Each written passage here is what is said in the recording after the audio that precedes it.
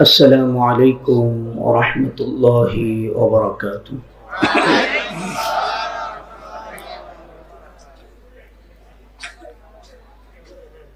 الحمد لله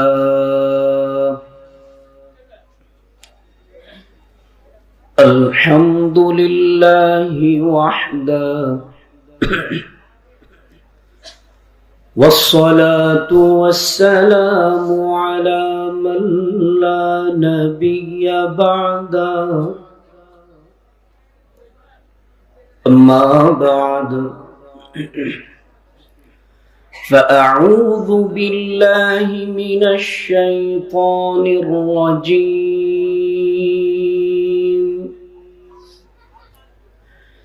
بسم الله الرحمن الرحيم.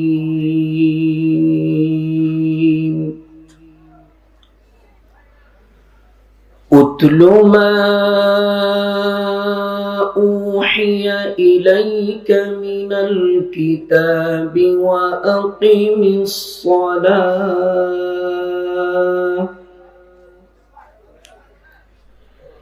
إن الصلاة تنهى عن الفحشاء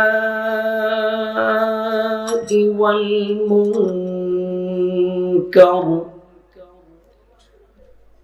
ولذكر الله أكبر والله يعلم ما تصنعون.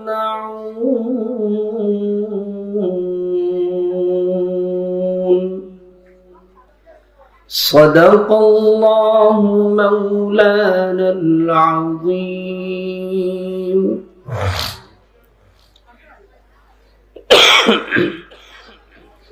وقال صاحب القرآن صلى الله عليه وسلم: عليكم بمجالسة العلماء، أو كما قال عليه الصلاة والسلام. اللهم صل على محمد النبي الأمي وعلى آله وسلم تسليما.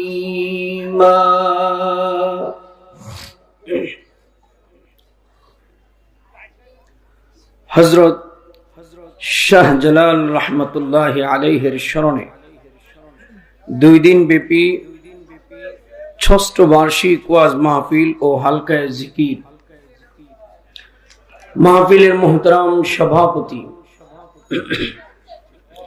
আল্লাহর কাছে সবচেয়ে পছন্দের ইবাদত নামাজ, সেই পবিত্র নামাজের জিম্মাদার হযরত উলামায়ে কেরাম, সামনে উপবিষ্ট ঈমান দীপ্ত নওজোয়ান বন্ধুরা, বৃদ্ধ বাবাজিরা, পর্দার আড়ালে সম্মানিত মা ও বোনেরা, মহান রব্বুল আলামিনের দরবারে অসংখ্য লাখ কোটি শুকরিয়া জ্ঞাপন করছি যে মহান রব্বুল আলামিন অত্যন্ত দয়া করে মায়া করে নৈতিক অবক্ষয়ের চরম এক মুহূর্তে ঈমান ও ইসলামের জিন্দেগি গঠন করার নিয়তে আজকের এই কোরআনের মাহফিল, কোরআনের ক্লাস, হালকায়ে জিকিরের এই ক্লাসে আমাদেরকে উপস্থিত হওয়ার তৌফিক দান করেছেন। তাই মালিকের দরবারে শুকরগুজার হই, সকলে আওয়াজ করে বলি আলহামদুলিল্লাহ। সম্মানিত উপস্থিতি, কোন কাজ এর সাথে যদি আল্লাহ পাকের মর্জি শামিলে হাল না হয়, ওই কাজ সমাধা হওয়া বহুত কঠিন হয়। আমি মাহফিলের সময়কে খুব বেশি মূল্যায়ন করার চেষ্টা করি।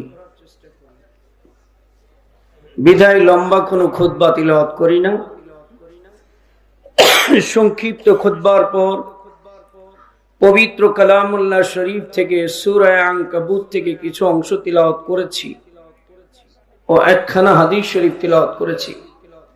আল্লাহ পাক যদি চাহেন আখির মুনাজাতকে সামনে রেখে আয়াত এবং হাদিসের আলোকে অল্প কিছু সময় কথা বলার চেষ্টা করব। আমা তৌফিক ইল্লা বিল্লাহ।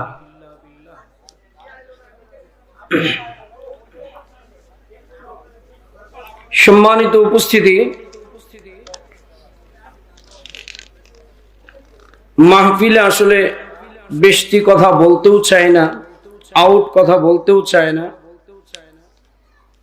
আবার তাৎক্ষণিক কোনো কিছুর কারণে অনেক সময় কিছু কথা বলতেও হয়। এক তো আসার পথে দূর থেকে রওনা দিয়েছি, গাড়িটা নষ্ট হয়ে গেল। পরবর্তীতে আসলাম মোটর সাইকেলে, বাইকে করে সেই গাজীপুর থেকে এই পর্যন্ত, যেটা একজন বক্তার জন্য সবচেয়ে বড় জিহাদ। ধুলোবালি আর বাতাস মুক্ত রাখতে হয় আমাদের এই গলাকে। এই কারণে আমরা প্রাইভেট কারে চড়ি, বোংবাংয়ের জন্য না। এই গলাটাকে আদর যতন করে ৩-৪টা মাস চালাইতে হয়। অনেক কষ্ট করেছি, মনটা চাইছিল না আসতে। এই কারণে যেহেতু এত যানজট, সামনের এতগুলো প্রোগ্রাম যদি মাটি হয়ে যায় এই মনে করে আসি নাই। আবার মনের দিলের ভিতরে একটা ধাক্কা দিল যে মাহফিলটা যুব সমাজের উদ্যোগে। আর আইসা দেখলাম যে যুবকগুলো, এদের চেহারা যা দেখছি, চেহারাটা শাহরুখ কোয়ালিটি, কিন্তু দিলটা শাহজালাল কোয়ালিটি। তো এই যুবকদের কাছে যদি আমি একটু কষ্ট না করি, একটা যুবক ভালো কাজের উদ্যোগ নেয়, তাকে ইন্সপায়ার করা, স্বাগত জানানো, উৎসাহিত করা, এটা একটা মানবিক দায়িত্ব, ভদ্রতা সুলভ সুন্দর আচরণের পরিচয়। এই ভেবে ভাবলাম ছেলেগুলো যদি কষ্ট পায়, ওরা তো গান দেয় নাই, দিয়েছে একটা কোরআনের মাহফিল, যাই কষ্ট হোক আল্লাহ পাক আনলেন। এখন বড় টেনশনে পড়ছি। যিনি আলোচনা করেছেন অত্যন্ত সুন্দর সুমধুর কণ্ঠের অধিকারী। আপনারা এখানে আসেন একটা টেনশন নিয়ে, আর আমরা যারা কথা বলি আমাদের ভিতরে না হলে 10 মন বস্তার চাইতেও বেশি টেনশন থাকে মাথায়। বলবেন যে হুজুর কেন? আপনারা বলবেন আমরা খালি শুনে শুনে সুবহানাল্লাহ বলবো, সমস্যাটা কোথায়? ভাই, বড় আউলিয়ার দেশ বাংলাদেশ, 12 জাতের মানুষ, এক মানুষের মনের সাথে, এক মানুষের মতাদর্শের সাথে আরেক মানুষের মিল নাই। এই সব শ্রেণীর জনতা ওয়াজে চান্দা দেয়, সবাই আসে, সবার দিলের চাওয়া প্রধান বক্তাটা ওয়াজটা যেন হৃদয় জোড়ানো, মন জোড়ানো হয়, ঠিক না? এখানে আছে কিছু মুরব্বী মানুষ, দাড়ি যাদের পাকছে, এদের কাছে বক্তার ওই ওয়াজটা ভালো লাগে, যেই ওয়াজটা শুনলে চোখ দিয়া পানি বের হয়, দিলটা নরম হয়। এখানে আছে আরেক কোয়ালিটির শ্রোতা যুবক, এদের কাছে বক্তার ওই ওয়াজটা ভালো লাগে, যেই ওয়াজটা শুনলে পরে 2 মিনিটের ভিতরে মাঠটাও গরম, এলাকাও গরম, বক্তাও গরম। এখানে আরেক শ্রেণীর শ্রোতা আছে, elite person, doctor, master, politics করে, বিসিএস ক্যাডার। ওনারা চান বক্তার প্রতিটা কথা সুর দিল না গর্জন দিল এটা দেখার বিষয় না, কথাগুলো যেন বিজ্ঞান এবং কোরআনের সমন্বয়ে পর্যালোচনামূলক হয়। এখানে আছে হযরত উলামায়ে কেরাম, ওনারা চান বক্তার প্রতিটা কথা যেন ইলম এবং হাদিসের আলোকে হয়। তারপরে শেষ নাম্বার শ্রোতা হইল দোকানে এখানে সেখানে দাঁড়ায় থাকে, এদেরকে আনা যায় না। এরা আগের বক্তা আর পরের বক্তার একটা মাপ দেয়। যদি দেখে আগেরটার চাইতে এটা ভালো, তাহলে এসে বসে, না হলে ওইখান থেকে বলে কি আনছস, আগেরটাই তো ভালো আছে। আচ্ছা বললাম, টেনশন কয়টা দেখছেন? বৃদ্ধকে কাঁদাও, যুবককে গরম করো, জ্ঞানীকে খোরাক দাও, আলিমকে ইলম দাও, আউল ফাউল শ্রোতা যেগুলি বাইরে ঘুরতেছে এইগুলির তাড়াতাড়ি আইনা মাঠটা জমাও। টেনশন আছে কিনা? এখন কোন গাড়ি একটা স্টার্ট করার সাথে সাথে 100 স্পিড উঠে নাকি একটু সময় দিতে হয়? তা আমারও তো একটু সময় দিতে হইব। আয়াই যদি চিল্লান মারি কইবেন পাগল, আয়াই যদি কাইন্দা দেয় কইবেন বাপ ধরছে, আয়াই যদি হাসায় কইবেন ফটকামি শুরু করছে, ঠিক না? এখন অনুরোধ হইল পরীক্ষা 10 মিনিট না করে 20 মিনিট করেন। 20 মিনিটের ভিতরে মোটামুটি একটা পর্যায়ে নেওয়া যায়। যদি দেখেন চলে তাহলে বসবেন, না চললে যায়েন গা।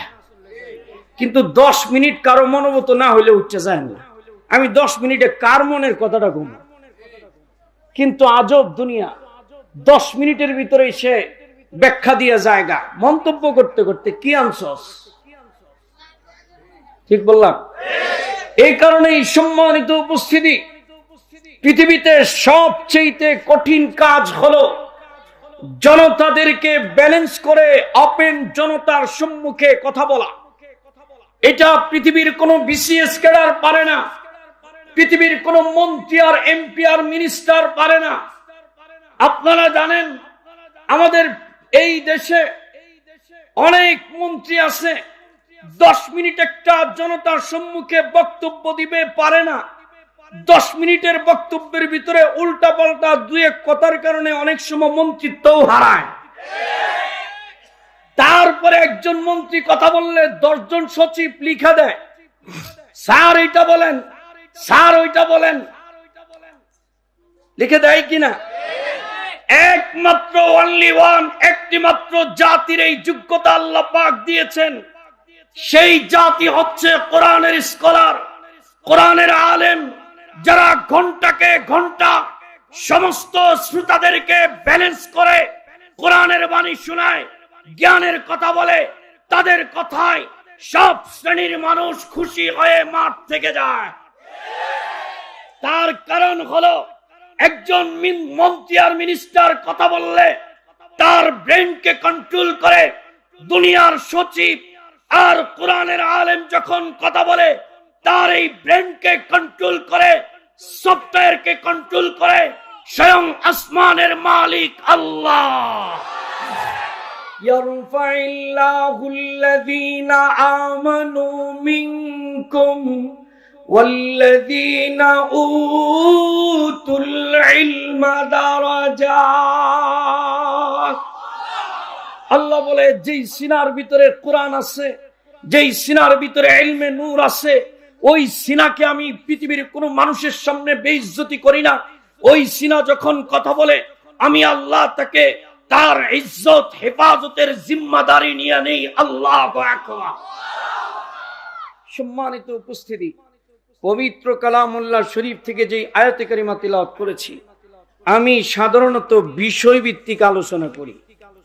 কথা বুঝে আসছে? ক্লাসের মতো করে একটা সুর দিলাম, ঘটনা ধরলাম, কিছুক্ষণ মাঠ গরম করলাম, এগুলি করতে ভাল লাগে না, তারপরেও করতে হয়, রং ঢঙের দুনিয়া।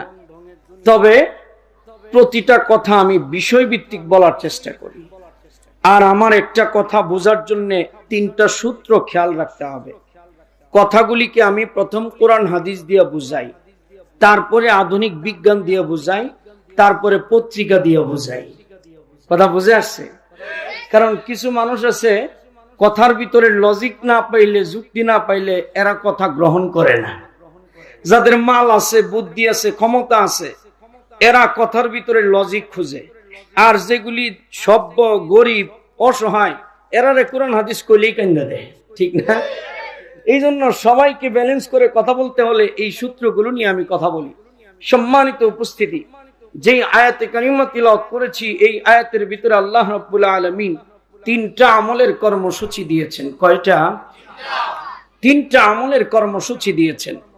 এই তিন আমল যদি কোনো পুরুষ আর নারী তার এই 3.5 হাত দেহের ভিতরে বাস্তবায়ন করতে পারে, আর এই দেহটাকে নিয়ে ঈমানের সাথে কবরে যেতে পারে, তাহলে আল্লাহর এই বান্দার বান্দি লাশটা কবরে রাখতে দেরি হবে, আল্লাহর তৈরি জান্নাতের শান্তি তার জন্য বরাদ্দ হতে দেরি হবে না। সম্মানিত উপস্থিতি, তাহলে আমার আলোচ্য বিষয় আর বিষয়বস্তু বুঝতে পারলাম। 3 আমলের কর্মসূচি। জোরে বলেন, কয় আমল?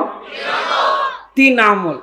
এই 3 আমল করতে পারলে, ধরতে পারলে জান্নাতি মানুষ হওয়া যাবে, পরিপূর্ণ কমপ্লিট মুকাম্মাল মুমিন ইনসান হওয়া যাবে। এই 3টা আমল বোঝার আগে আমাদেরকে আরো কিছু কথা শুনতে হবে বেশি। কারণ আমাদের দেশের যারা ভালো টিচার মাস্টার, এরা ক্লাসে বসেই বই নিয়ে সবক দেয় না। আগে জিজ্ঞেস করে ছেলেটাকে, কিরে কেমন আসোস, কি দিয়ে খাইছস, তোর আম্মু কি রান্না করছে আজকে। স্যার সময় নষ্ট করে না, উদ্দেশ্য ছেলেটার সাথে একটু আন্তরিকতা বৃদ্ধি করে তাকে মূল বিষয়টা বোঝানো। ঠিক বললাম? সম্মানিত উপস্থিতি, এই কারণে আমাকে ভূমিকা স্বরূপ কিছু কথা বলতে হবে। ভূমিকা লম্বা হলেও বিষয়বস্তু সহজে বুঝাবো। সম্মানিত উপস্থিতি, ভূমিকার কথাগুলো কি? আজকে আপনাদেরকে একটা সময়ের ঠিক এই মুহূর্তে একটা তথ্য দিতে চাই। তথ্যটা হলো, বর্তমান পৃথিবীতে সবচেয়ে আল্লাহ ভীরু, ক্ষুধা ভীরু যুব সমাজের দেশ হচ্ছে আমাদের এই সোনার বাংলাদেশ। সম্মানিত উপস্থিতি, আজকালকার বাঙালি যুবকরা, শহরের যুবকরা, এরা ইসলামের পথে ধাবিত হচ্ছে, যার একটা জ্বলন্ত প্রমাণ হচ্ছে আজকের এই যুব সমাজের এই উদ্যোগ। আর পত্রিকার একটা প্রমাণ দেই, বাংলাদেশের যুবকরা যে এখন কোরআনের নায়ক ছাড়া তাদের কথা ভালো লাগে না, তার জ্বলন্ত প্রমাণ হলো সারা বাংলাদেশের চলচ্চিত্রের অবস্থা মন্দা। সিনেমা হল একটাও নাই, সব ডিলিট হচ্ছে। এখনকার বাঙালি যুবক 3 ঘন্টা মুভি দেখবে, এই মানসিকতা তার ভিতরে নাই। 3 ঘন্টা কোরআনের আলেমের তাফসীর শুনবে, সেই মানসিকতা যুব সমাজের ভিতরে প্রবেশ করেছে। সম্মানিত উপস্থিতি, যার একটা জ্বলন্ত প্রমাণ হলো আজকের এই শাহজালাল রহমতুল্লাহ আলাইহির স্মরণে যারা এই আয়োজন করে, সবগুলো যুবক টকবগে স্মার্ট, এক একটা যুবক যাদের প্রয়োজন ছিল ড্যান্সের আয়োজন করা, কিন্তু কোরআনের তাফসীর ছাড়া নামাজ পড়ুক আর না পড়ুক, বছরে একটা কোরআনের তাফসীর দিতে হবে, প্রত্যেকটা যুবকের দিলি তামান্না। ঠিক বললাম? এর একটা বৈজ্ঞানিক ব্যাখ্যা করব। নামাজ পড়ে না যুবক, সে কেন মাহফিলের পাগল, সে কেন কোরআনের পাগল? এই ব্যাখ্যাটা ভালো করে শুনবেন। তার কারণ হলো, এই যুবকটা যেই মায়ের পেট থেকে জন্ম নেয়, আমাদের মায়ের পেটগুলো পবিত্র, এদের খাবার পবিত্র। এই কারণে পবিত্র খাবার যেই মা খায়, সেই মায়ের পেট থেকে সন্তান যেটা বের হবে তার চিন্তা চেতনা পবিত্র হবে, এটা খুব স্বাভাবিক বিষয়। নামাজ কালাম না পড়ুক, চরিত্রের দিক থেকে নবীকে ভালোবাসবে, ইসলামকে ভালোবাসবে, কোরআনকে ভালোবাসবে। এই মাহফিলে এখনো অনেক ছেলে আছে মাগরিবও পড়ে নাই, এশাও পড়ে নাই, তারপরেও কোরআনের মাহফিল শুনতে আসছে কিনা? এটা কিন্তু একটা ভালো দিক। নামাজ পড়ছে না, তারপরেও যে আসছে, বোঝা গেল এর পিছনে মেহনত করলে নামাজ ধরানো সম্ভব। এখন আমার যে কথাটা বোঝানো মাকসাদ, এই ছেলেগুলো কেন কোরআন প্রেমিক হয়, লং টাইম কেন সিনেমা দেখে না, সিনেমা হল কেন চলে না বাংলাদেশে, এর একটা বৈজ্ঞানিক ব্যাখ্যা আর কোরআন হাদিসের ব্যাখ্যা আমি আপনাদেরকে করতে চাই। সেই ব্যাখ্যাটা হলো, বাঙালি জাতিকে আল্লাহ পাক এই পৃথিবীতে দুইটা দেশের মানুষদেরকে আল্লাহ সবচেয়ে বেশি পছন্দ করেন। একটা হচ্ছে মক্কা মদিনা, তারপরেই সোনার বাংলাদেশের মানুষ। আর আল্লাহ পাক দুইটা দেশকেও বেশি ভালোবাসেন, মক্কা মদিনা তারপরেই বাংলাদেশ। আল্লাহ যে ভালোবাসে এটা বিশ্বাস করেন? সবার চাইতে কম না বেশি? বেশি যে বললেন না বুঝা, এবার আমি বুঝা আপনাদেরকে উদাহরণ দিয়ে বুঝাই দিই। আল্লাহ ভালোবাসার প্রমাণ কি? এক নম্বর প্রমাণ হইল, আল্লাহ পাক যেই জমিন ভালোবাসে ওই জমিনে তার ঘর বানান। আমাদের পিতা হযরত ইব্রাহিম আলাইহিস সালাম তিনি যখন মক্কা নগরীতে আসলেন, আসার পরে আল্লাহর ঘর কাবা নির্মাণ করলেন। নির্মাণ কাজ যখন শেষ হলো, বেশি কিছু পাথর হলো, আল্লাহর পক্ষ থেকে আদেশ করা হলো, ইব্রাহিম উঁচু একটি জায়গায় দাঁড়িয়ে বেশি পাথরগুলো তুমি ছিটিয়ে দাও। ইসলামের বক্তব্য হলো, বাবা ইব্রাহিমের সেই পাথরগুলো ছিটানোর পরে পৃথিবীর যেই এলাকায়, যেই ঝুপটিতে, যেই শহরে, যেই সিটিতে, যেই এলাকায় পড়বে, ওই জায়গায় একটা কাবার শাখার মার্কাজ মসজিদ নির্মাণ হবে। বলেন তো বাবা ইব্রাহিম পাথর কি বাংলাদেশে দাঁড়ায় মারছে না সৌদি আরব? তাহলে যুক্তি বলে পাথরগুলো আরব মিডল ইস্টে বেশি পড়বে। এটা হলো যুক্তির কথা। আর বাস্তবতা কি?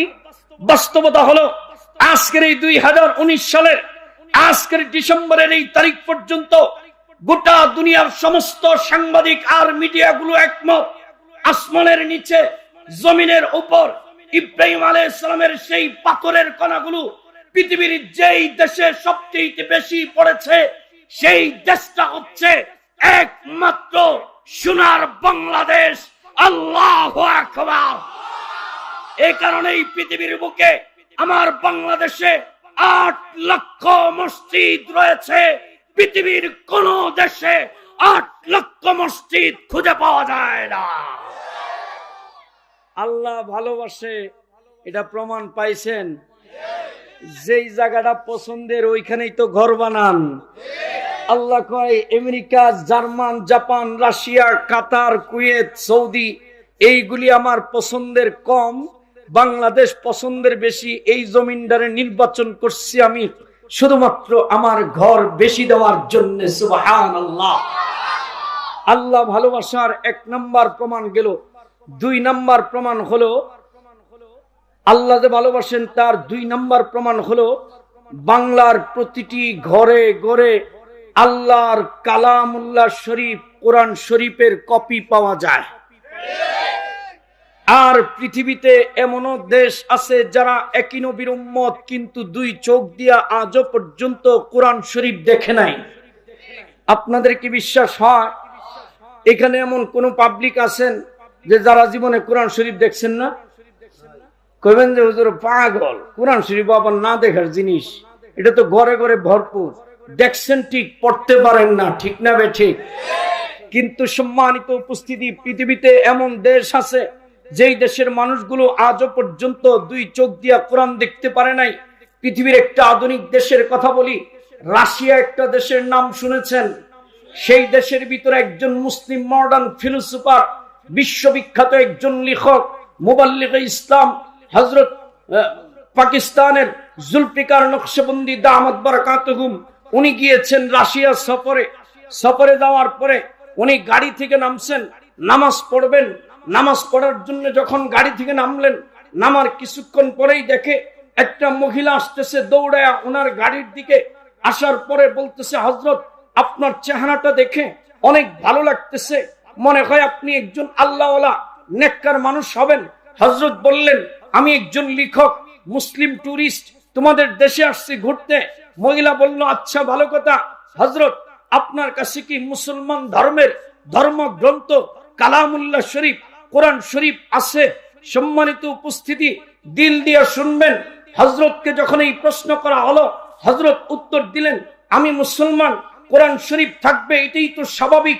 তাড়াতাড়ি গাড়িতে উঠলেন, ব্যাগের ভিতর থেকে কোরআন শরীফটা বের করে মহিলার হাতে দিলেন। মহিলা কোরআন শরীফটা হাতে পাওয়া মাত্র একবার বুকে লাগায়, আরেকবার কপালে লাগায়, আরেকবার চোখে লাগায়, আরেকবার বুকে জড়ায় ধরে, আরেকবার গগন বিদারী চিৎকার দিয়া উপরের দিকে ফাল দেয়, নিচের দিকে ফাল দেয়। লেখক আশ্চর্য হয়ে গেল, পৃথিবীর কোন নারীকে কোরআন হাতে পাওয়া মাত্র এইভাবে চিৎকার করতে দেখি না। মা, কিসের কারণে তুমি চিৎকার করতেছো? কিসের কারণে তুমি ফালাইতেছ? মহিলা জবাব দেয়, হযরত, আমার দাদা মুসলমান, কোরআন শরীফ দেখে নাই। আমার বাবা মুসলমান, কোরআন শরীফ দেখে নাই। আমার মা মুসলমান, কোরআন শরীফ দেখে নাই। আমার বয়স 40 বছরের ভিতরে 2 চক্ষু দিয়া কোরআন শরীফ দেখি নাই। জীবনের সর্বপ্রথম এই হাতে কোরআন পাইলাম আর কোরআন দেখলাম। এই কারণে শুকরিয়া আদায় করে জড়ায় ধরে চুমা দিতেছি, আল্লাহর প্রশংসা করতেছি। আল্লাহু আকবার। সম্মানিত উপস্থিতি, উপলব্ধির কথা, বুঝের কথা। তুমিও মুসলমান, সেও মুসলমান। তুমি যেই নবীর উম্মত, আমি সেই নবীর উম্মত। সে কোরআন শরীফ দেখতেই পারলো না, আর আমি কোরআন শরীফ দেখতে দেখতে অবক্তি লাগছে, এই জন্য পড়ি না, তাকের ভিতরে ভরে রাখছি। ঠিক কি ঠিক না? সম্মানিত উপস্থিতি, মহিলাকে জিজ্ঞেস করলো, কেন কোরআন দেখো নাই মা? মহিলা জবাব দেয়, রাষ্ট্রীয়ভাবে রাশিয়ার এই জেলা শহরের ভিতরে পরিষ্কার ভাবে আল্লাহর কোরআন বেচা বিক্রি নিষিদ্ধ।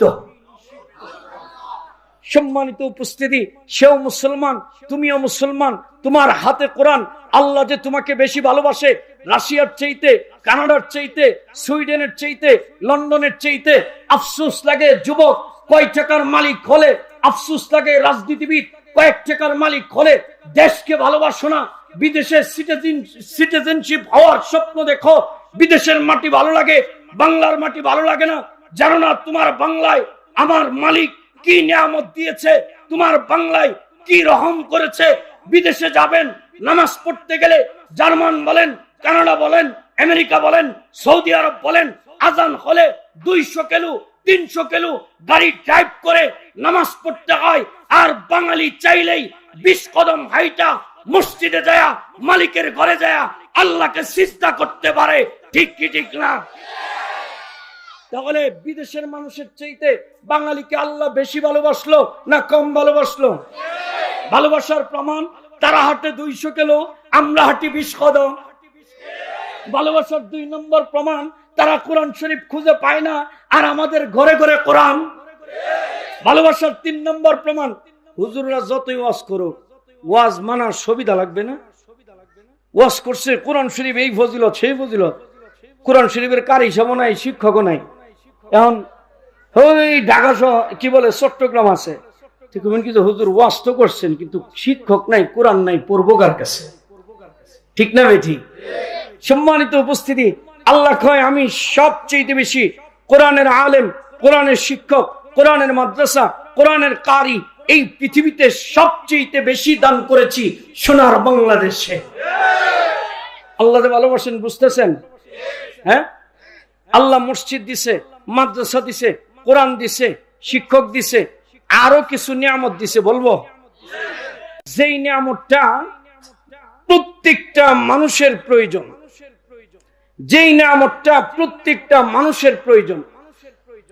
বলেন তো দেখি, এই নিয়ামতটা যেই মানুষের ভিতরে থাকবে, ওই মানুষের ছেলে পেলে গুলো ভালো হবে, নামাজ না পড়লেও বেঈমান হবে না। যেমন বলতেছিলাম, এই যে ছেলেগুলো দেখতে যেমন, ভিতরে যে এদের ঈমান আছে, ভিতরে যে কোরআনের আকর্ষণ আছে, এই আকর্ষণটা কেন? এই কথাটা ভালো করে বুঝেন। গোটা পৃথিবীতে বাঙালিকে আল্লাহ পাক যেই মেহমানদারি করেন, পৃথিবীর কোন মানুষদেরকে এই মেহমানদারি করেন না। যার সাথে মিল বেশি, বাসায় আসলে তার জন্য বাজারটা খারাপ হয় না ভালো হয়?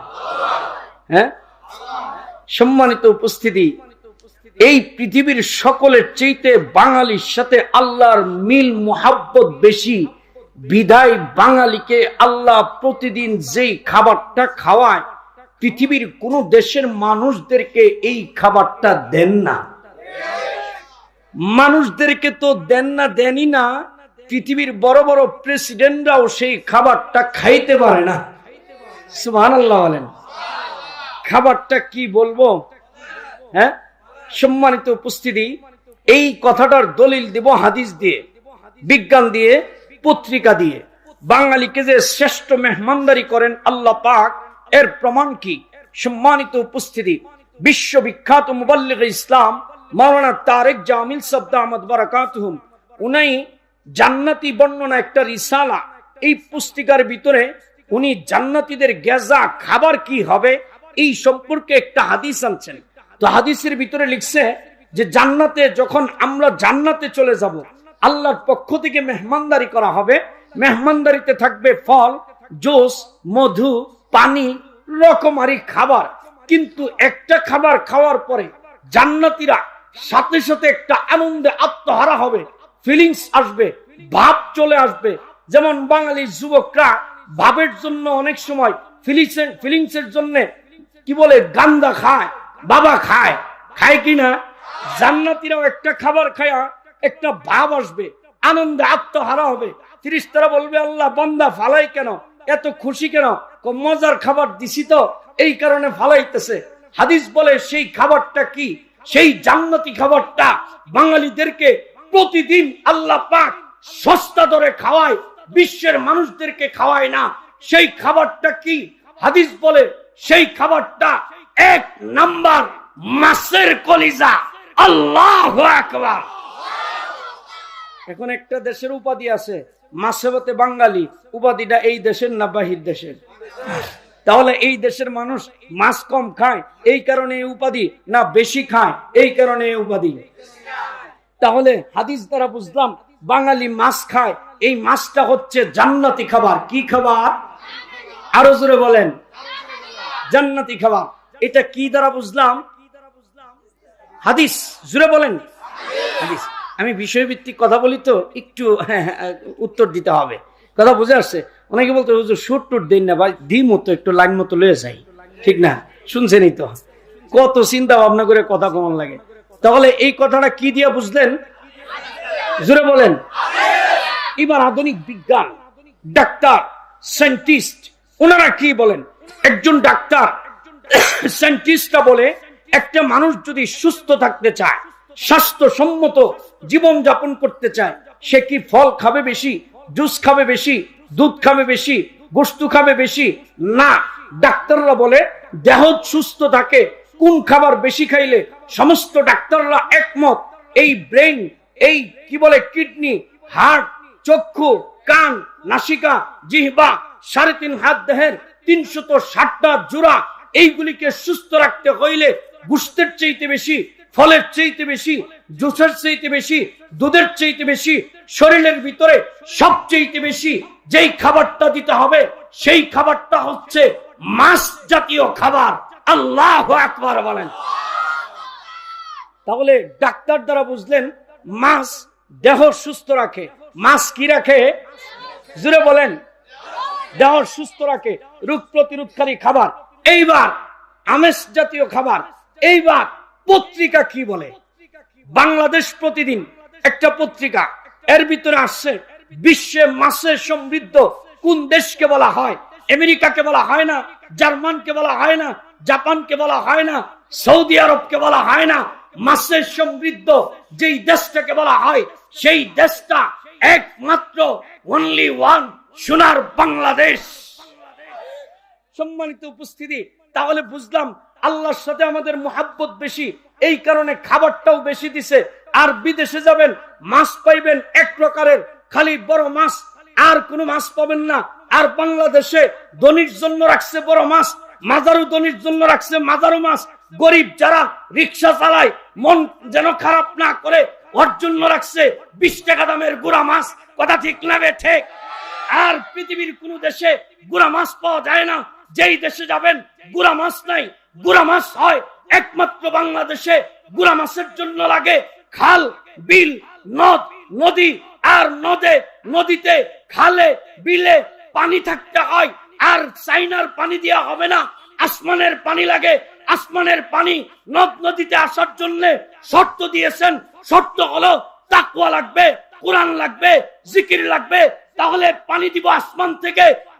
নদীতে পানি থাকবে, খালে পানি থাকবে, বিলে পানি থাকবে। মাছ হবে সুস্বাদু, খাবি, শরীর সুস্থ, টাটকা দেয়া সেজদা দিবি।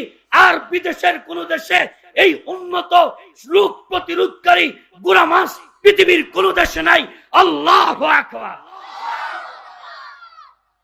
এখন কোন মাসে কোন রোগ যায় এটা মেডিকেল সায়েন্সের একটা সাবজেক্ট। এটা বোঝানো উদ্দেশ্য না। উদ্দেশ্য গুড়া মাছ এই দেশে বেশি। গুড়া মাছ কেন দেয়? তাকওয়া আর কি? ঈমানের চর্চা। তাকওয়ার চর্চা বিশ্বে বাংলাদেশে কম না বেশি? যার এক নম্বর প্রমাণ হলো তাকওয়ার সর্বোচ্চ ঈমানি ডাকের মিলন মেলা পৃথিবীর কোন দেশে বসে? আমাদের বাংলাদেশের টঙ্গীর তুরাগ নদীর তীরে বিশ্ব ইজতেমার ময়দান।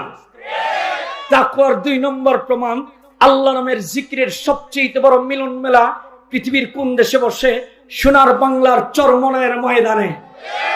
সম্মানিত উপস্থিতি, এই দেশের ভিতরে জিকির আছে, এই দেশের ভিতরে তাকওয়া আছে, এই দেশের ভিতরে মসজিদ আছে, এই দেশের ভিতরে কোরআন আছে। এই কারণে আল্লাহ পাক আসমান থেকে বৃষ্টি দেন। বৃষ্টি হইলে মাছ বেশি হয়।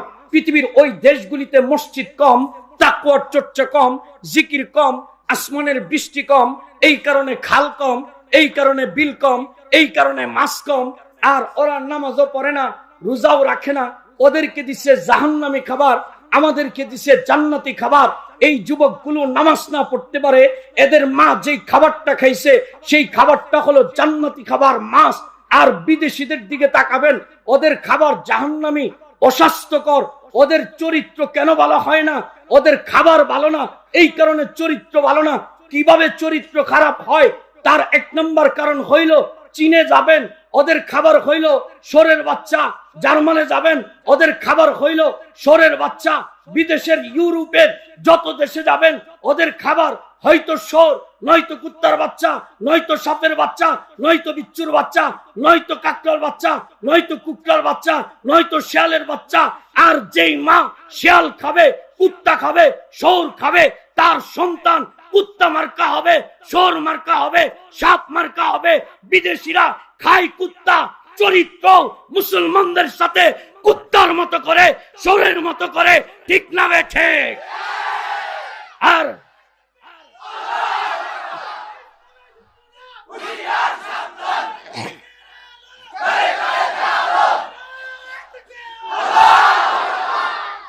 বাঙালি জাতির খাবার পবিত্র, এই জন্য চরিত্র পবিত্র। নামাজ না পড়লেও কোরআনকে ভালোবাসে। ঠিক না ঠিক?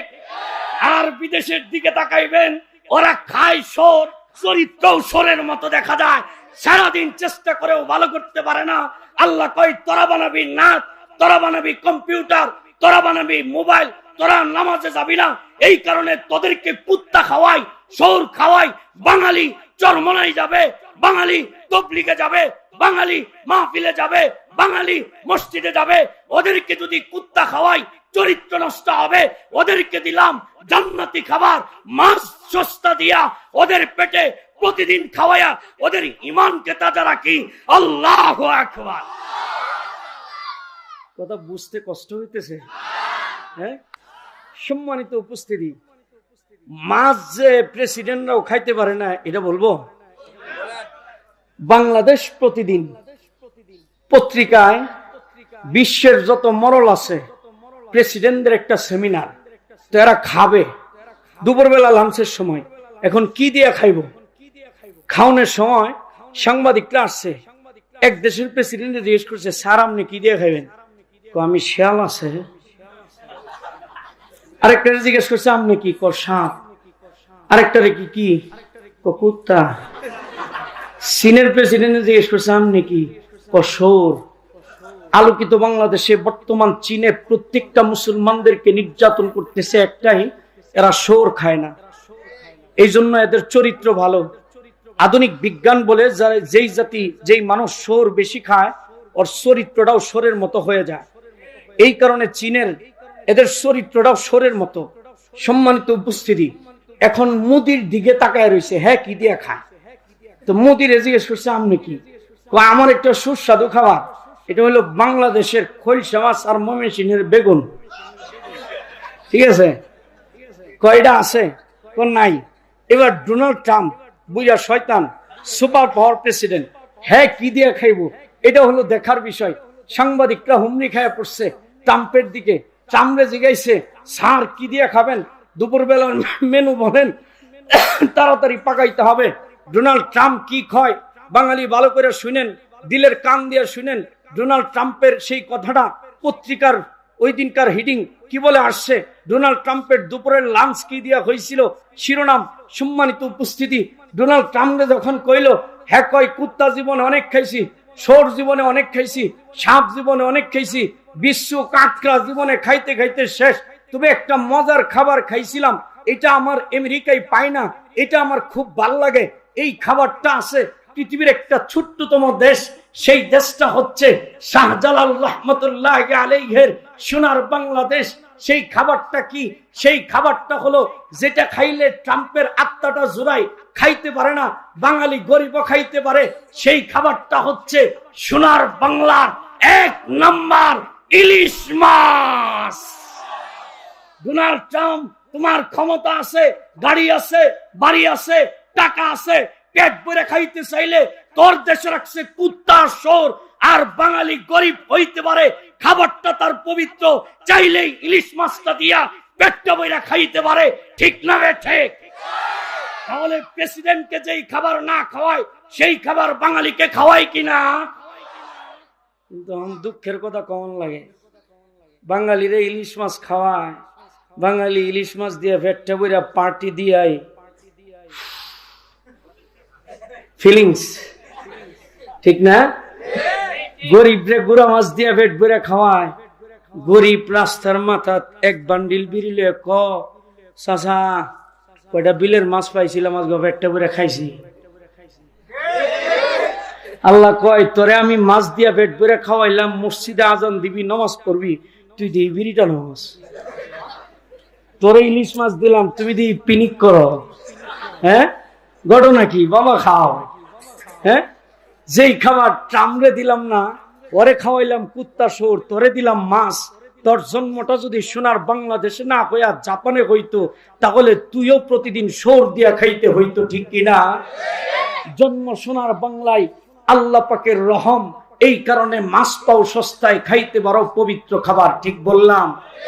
সম্মানিত উপস্থিতি, এই কিছুক্ষণের ভূমিকা স্বরূপ কথাগুলো থেকে যেই বিষয়টা বুঝলেন, সেই বিষয়টা হলো আমার দেশে আল্লাহর রহম বরকত বেশি। তার 1 নম্বর প্রমাণ মসজিদ, 2 নম্বর প্রমাণ কোরআন, 3 নম্বর প্রমাণ মাদ্রাসা, 4 নম্বর প্রমাণ তাবলীগ জামাত, 5 নম্বর প্রমাণ চরমনায়ের জিকির, 6 নম্বর প্রমাণ আমাদের খাবারটা পবিত্র, জান্নাতি, স্বাস্থ্যসম্মত শ্রেষ্ঠ খাবার। এখন যেই ঘরে মাল বেশি, ওই ঘরে চুর আর ডাকাইতের নজরও বেশি। এখন আল্লাহ পাকের রহমও বেশি, বরকত বেশি, এর লাগা বাংলাদেশে চুর আর ডাকাইতেও বেশি। সুরগুলো কারা চিনবেন না? ডাকাত গুলো কারা চিনবেন না? 1 নম্বরের সুরগুলো হইল ইসলামের নামে, কোরআনের নামে, হাতে তসবি, মুখে কাওয়ালি, মুখে জিকির, পিরালির নামে, তাসাউফের নামে, লম্বা পাগড়ি পইরা সোনার বাংলাদেশের মুড়ে মুড়ে দেখবেন ভণ্ড কিছু লাল সালু ফকির মিসকিনের আগমন ঘটেছে। ভাই, বাংলাদেশের পীর কি সবটি যুক্তি করে বাস স্ট্যান্ডের মাথায় মরছে?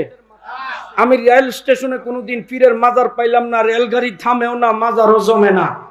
আল্লাহ কইছে, তোরা পিসাব হোক, ভালো মানুষ হোক, গুরুস্থানে শোয়াইবি। বাঙালি পিসাব গুলি সব পীরে শোয়াই বাজার, পচা জায়গা আর পাক্কা সড়কের সাইডে। ঠিক না বে ঠিক? ভাই, এইখানে গেলে মাজারটা জমে। আকল দিয়ে বোঝার চেষ্টা করবেন, কারোর সমালোচনা মাকসাদ না। আকল আছে, নিজে বুঝেন। বাংলাদেশের পীরের মাজার আছে, ভালো কথা। এই পৃথিবীতে জিন্দা একজন পীর আছে, বাংলার পীরের সেইতেও শ্রেষ্ঠ পীর, সমস্ত পীরদের সর্দার সরকারে দো আলম নবীজি মুহাম্মদুর রাসূলুল্লাহ সাল্লাল্লাহু আলাইহি ওয়াসাল্লাম। তিনি মদিনার যেই মাজারে শুয়ে আছে, সেই মদিনার মাজারে যখন যান, কোন গরু, ছাগল, মুরগি, টাকা, সালামাল কি ভক্তি কিছু লাগে? ভাই, কি হইল? বাংলাদেশের মাজারের চাইতে কি মদিনার মাজারের সম্মান কম না বেশি? তাহলে সম্মানিত মাজারে যদি গরু না লাগে, মুরগি না লাগে, ছাগল না লাগে, বাংলাদেশের পীর রাখি মদিনার পীরের চাইতে বড় হয়ে গেল? সম্মানিত উপস্থিতি, দিল দিয়া কথাগুলো বোঝার চেষ্টা করবেন। বাংলাদেশে আপনি ইসলাম শিখেন ভালো কথা, যেই পীর টাকার ধান্দা করে না, যেই পীর ভক্তির ধান্দা করে না, যেই পীর সালামালকির ধান্দা করে না, যেই পীর গরুর ধান্দা করে না, ওটা হচ্ছে প্রকৃত পীর।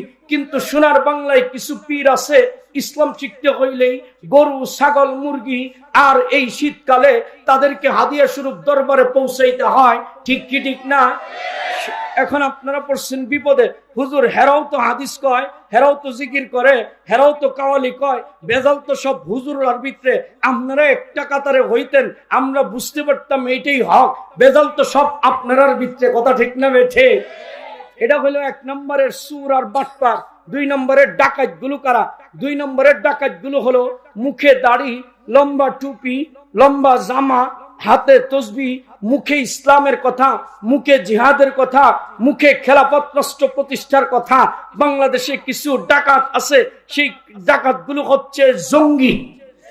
এই জঙ্গিগুলো যেদিন থেকে দেখলো এই দেশটা নিজের টাকা দিয়ে পদ্মা সেতু করে, জঙ্গিগুলো যেদিন থেকে দেখলো দেশটা তো রোডঘাটে এগিয়ে যাচ্ছে, জঙ্গিগুলো যেদিন থেকে দেখলো দেশটা মাসে ডেভেলপ, দেশটা গার্মেন্টসে ডেভেলপ হচ্ছে, দেশটা দেখা যায় বিভিন্ন রহমতে বরকতে ডেভেলপ হয়ে যাচ্ছে, এই দেশটাকে ঠেকাইতে হবে।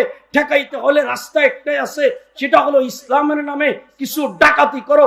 এই কারণে বাংলাদেশে বোমাবাজি করে জঙ্গি ভাইরা যদি তাদের মতলব যদি ভালো থাকতো, তাহলে আমার দেশও কেন বোমা মারো? বোমা রাজধানীতে না মাইরা, মায়ানমারে মাইরা আমার মুসলমানদেরকে বাঁচাও। সম্মানিত উপস্থিতি, এদের কথা বলো, মতলব ভালো না। পীরদের কথা বলো, মতলব ভালো না। এটা বোঝার জন্য আমার একটা গল্প বলতে হয়। এখন গল্প হাসানো মাকসাদ না, হাসি কৌতুক যায় হয়, পরিশেষে ইসলামের একটা মূল শিক্ষা দীক্ষা হচ্ছে মাকসাদ। ঠিক আছে?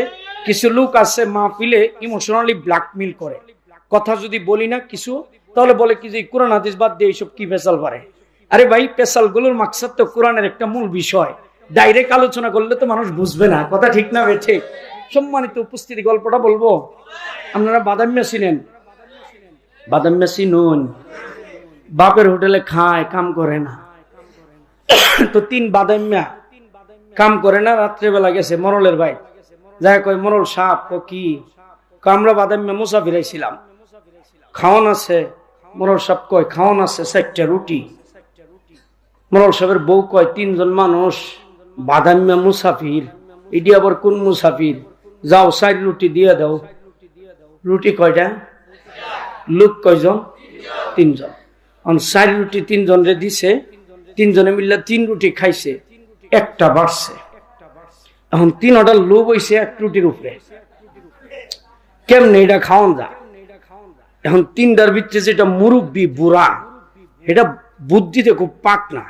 আমার দেশে কিছু বুড়া মানুষ আছে না, লেখাপড়া একাডেমিক কোয়ালিফিকেশন কম, কিন্তু এক বুদ্ধি দিয়ে দরবার ডিসমিস, শিক্ষিতরা হয়ে থাকে বোঝায়।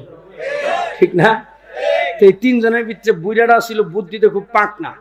তো এই বৃদ্ধ বুড়া যেটা, এটা বুদ্ধি বের করছে রুটি খাওয়ানোর লেগা। হেরা 2 জনরে কইতেছে, আচ্ছা তোরা 2 জন কি নবী রাসূল মানস? বাদামি হয়েছি তাতে কি হয়েছে? নবী রাসূল তো মানি। আচ্ছা ভালো কথা। তা আমি একটা নবীজির হাদিস শুনছিলাম, আল্লাহর নবী বলছে যে বয়োজ্যেষ্ঠ মুরব্বীকে সম্মান করে না, ইজ্জত দেয় না, হ্যাঁ নাকি নবীর উম্মত না? তা আমি তো তোদের 2 জনের মুরব্বী, বয়োজ্যেষ্ঠ, তাহলে আমার ইজ্জত দিয়া সম্মান দিয়া হাদিসের উপরে আমল করে রুটিটা আমারে দিয়ে দে। এবার 3 নাম্বার সুটটা, হ্যাঁ কয় কি আমিও তো একটা হাদিস শিখছিলাম মাদ্রাসা যায়, হুজুরলার মুখে হুজুররা বলছে মক্তবে, নবীজির সহিহ হাদিস বুখারীর, যে ছোটদেরকে আদর করে না, স্নেহ করে না, হ্যাঁ নাকি নবীর উম্মত না? তা আমি তোমরা 2 জনের ছোট, তাহলে স্নেহ করে আদর করে নবীর হাদিসের উপরে আমল করে রুটিটা আমারে দিয়ে দাও। মাঝখানেরটা পড়ছে বিপদে।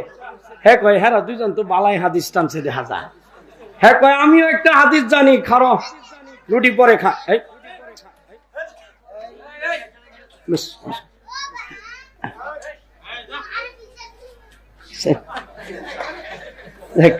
এখন মাঝখানে আরে সুন্দর করে বোঝায় ওদিকে দিয়ে একজন ভলান্টিয়ার। তো মাঝখানেরটা কি কয় জানেন? মাঝখানেরটা কইতেছে আমিও একটা হাদিস জানি কি খায়রুল উমুরি আওসাতুহা। আল্লাহর নবীর চরিত্র ছিল প্রত্যেক কাজে তিনি মধ্যম পন্থা অবলম্বন করতেন। তা আমি তো বয়সে মাঝারু, চরিত্রটা মধ্যপন্থা অবলম্বন করলাম, ফতোয়া দিলাম না তোদের মতো। তাহলে নবীর এই চরিত্রের বরকতে রুটিটা আমারে দিয়ে দেওয়া যায় না?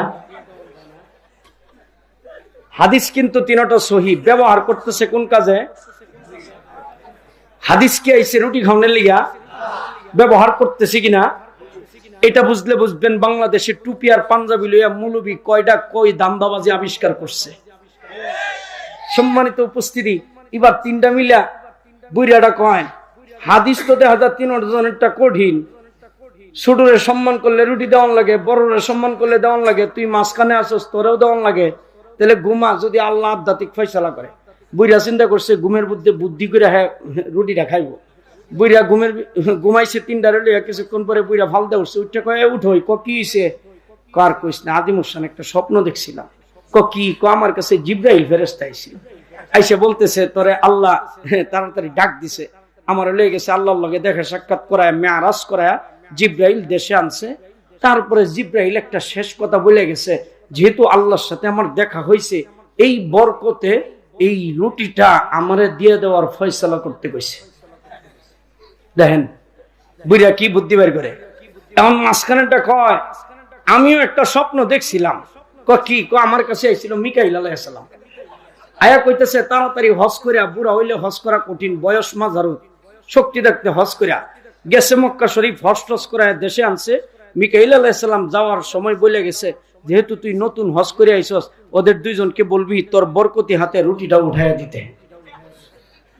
দেখেন গারবার বুড়িয়া কো যেই বুদ্ধি বের করি হেডেই কাটটা দে। ঘটনা কি? এবার সুটটার দিকে তাকায় রইছে। সুটটা দেখেন ডিজিটাল বাটপার কিরকম, হেডা কোন সেটিং দেয়। তো সুটটার দিকে তাকায় কো তুই কি কিছু দেখছস? সুটটা কয় আমি আর কি কম, দুঃখের কথা ভাই, আমিও একটা আদিমুসান স্বপ্ন দেখছিলাম। কি আমার কাছে আইছিল আজরাইল আলাইহিস সালাম, আয়া কইতেছে তোর জান কবজ করুম এক্ষুনি, জিন্দেগির শেষ খাওয়ান রুটি আছে একটা, তাড়াতাড়ি খায়ালো, ওরা দুইটা বাচ্চা থাকবো, খাইতে পারবো। এইবার বুইরাটা কয় কি সুট্টারে কয় আচ্ছা রুটি কি তুই আমার রেখে খায় হালাইছস? এক লগে ফেসবুক চালাই, এক লগে আড্ডা দেই, ব্যবসা বাণিজ্য সব এক করতে, রুটি আমার রেখে খায় হালাইছস? সুট্টা কয় কি আমি তো জীবনের শেষ আহিরি খাওয়ান মনে করে খায় হালাইছি। কতে আমারে ডাক দিতি, ডাক তো দিছিলাম, তোমার জিব্রাইল লয়ে গেছে আসমানে, হ্যাঁ মিকাইল লয়ে গেছে হজ করাইতো, আমি এখান থেকে ডাকি, আমার ডাক কে আর শোনা যায়? হ্যাঁ মুসলমানেরা, এই তিন ভাদান্নার মন্ত্রটা ছিল হাদিস, মতলবটা ছিল রুটি খাওয়া। ঠিক তোমার বাংলায় এমন কিছু পীর আছে যাদের কাওয়ালি ভালো, জিকির ভালো, লেবাস ভালো, মন্ত্র ভালো, মতলব ভালো নয়। মতলব হইল কাওয়ালি আর জিকির দিয়া জনগণের গরু ছাগল আর টাকা পয়সা লুটায় নেওয়া।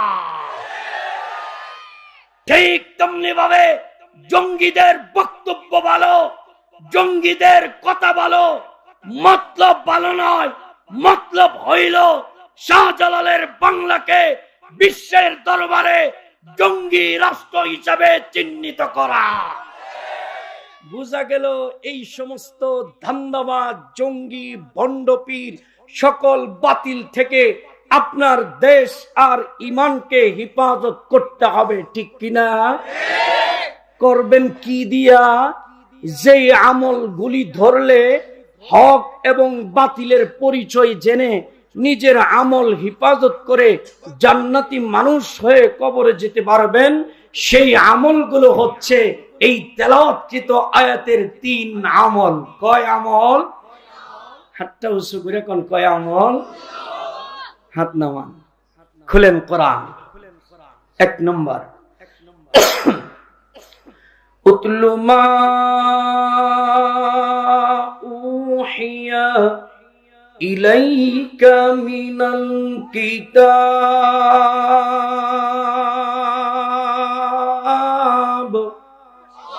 وأقم الصلاة إن الصلاة تنهى عن الفحشاء والمنكر ولذكر الله أكبر والله يعلم ما تصنعون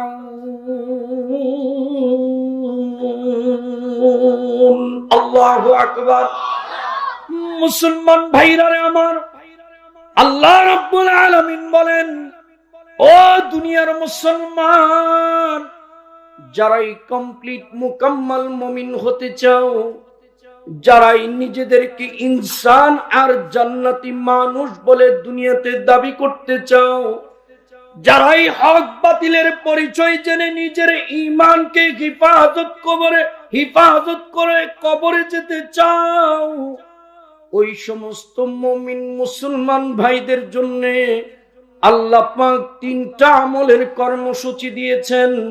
যেই 3টা আমল ধরলে পরে হক বাতিলের পরিচয় জানা যাবে, যেই 3টা আমল ধরলে পরে জান্নাতি মানুষ হওয়া যাবে, যেই 3টা আমল ধরলে পরে এই দুনিয়াতে জান্নাতের নাগরিকত্ব পাওয়া যাবে।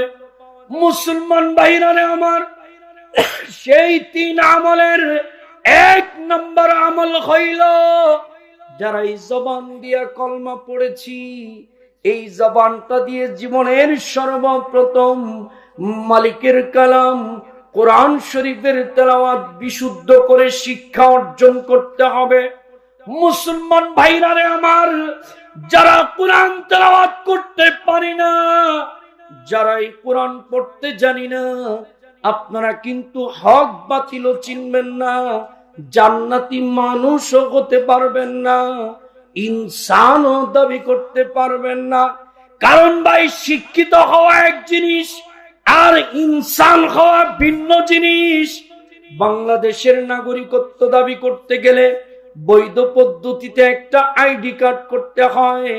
যদি বলে আমি একজন বিসিএস ক্যাডার, আমার আইডি কার্ডের দরকার নাই, তার নাগরিকত্ব হবে বলেন? আরে বিসিএস ক্যাডার হওয়া এক জিনিস, নাগরিক হওয়া ভিন্ন জিনিস। নাগরিকত্বের জন্য শর্ত হইল একটা আইডি কার্ড করো। তুমি মূর্খ হও, শিক্ষিত হও, দেশের নাগরিকের পরিচয় দিবা তুমি আইডি কার্ড শো করে। ঠিক তেমনি ভাবে যারাই জান্নাতি নাগরিক হবে, যারাই জান্নাতি মানুষ হবে, তাদের একটা আইডি কার্ড করতে হয়। সেই আইডি কার্ডটা কি? আল্লাহ কোরআনের সূরা রহমানের ভিতরে বলেন, খুলেন কোরআন, জান্নাতের আইডি কার্ডের পরিচয় আর রহমান আল্লামাল কুরআন খালাকাল ইনসান আল্লামাহুল বায়ান। আল্লাহু আকবার।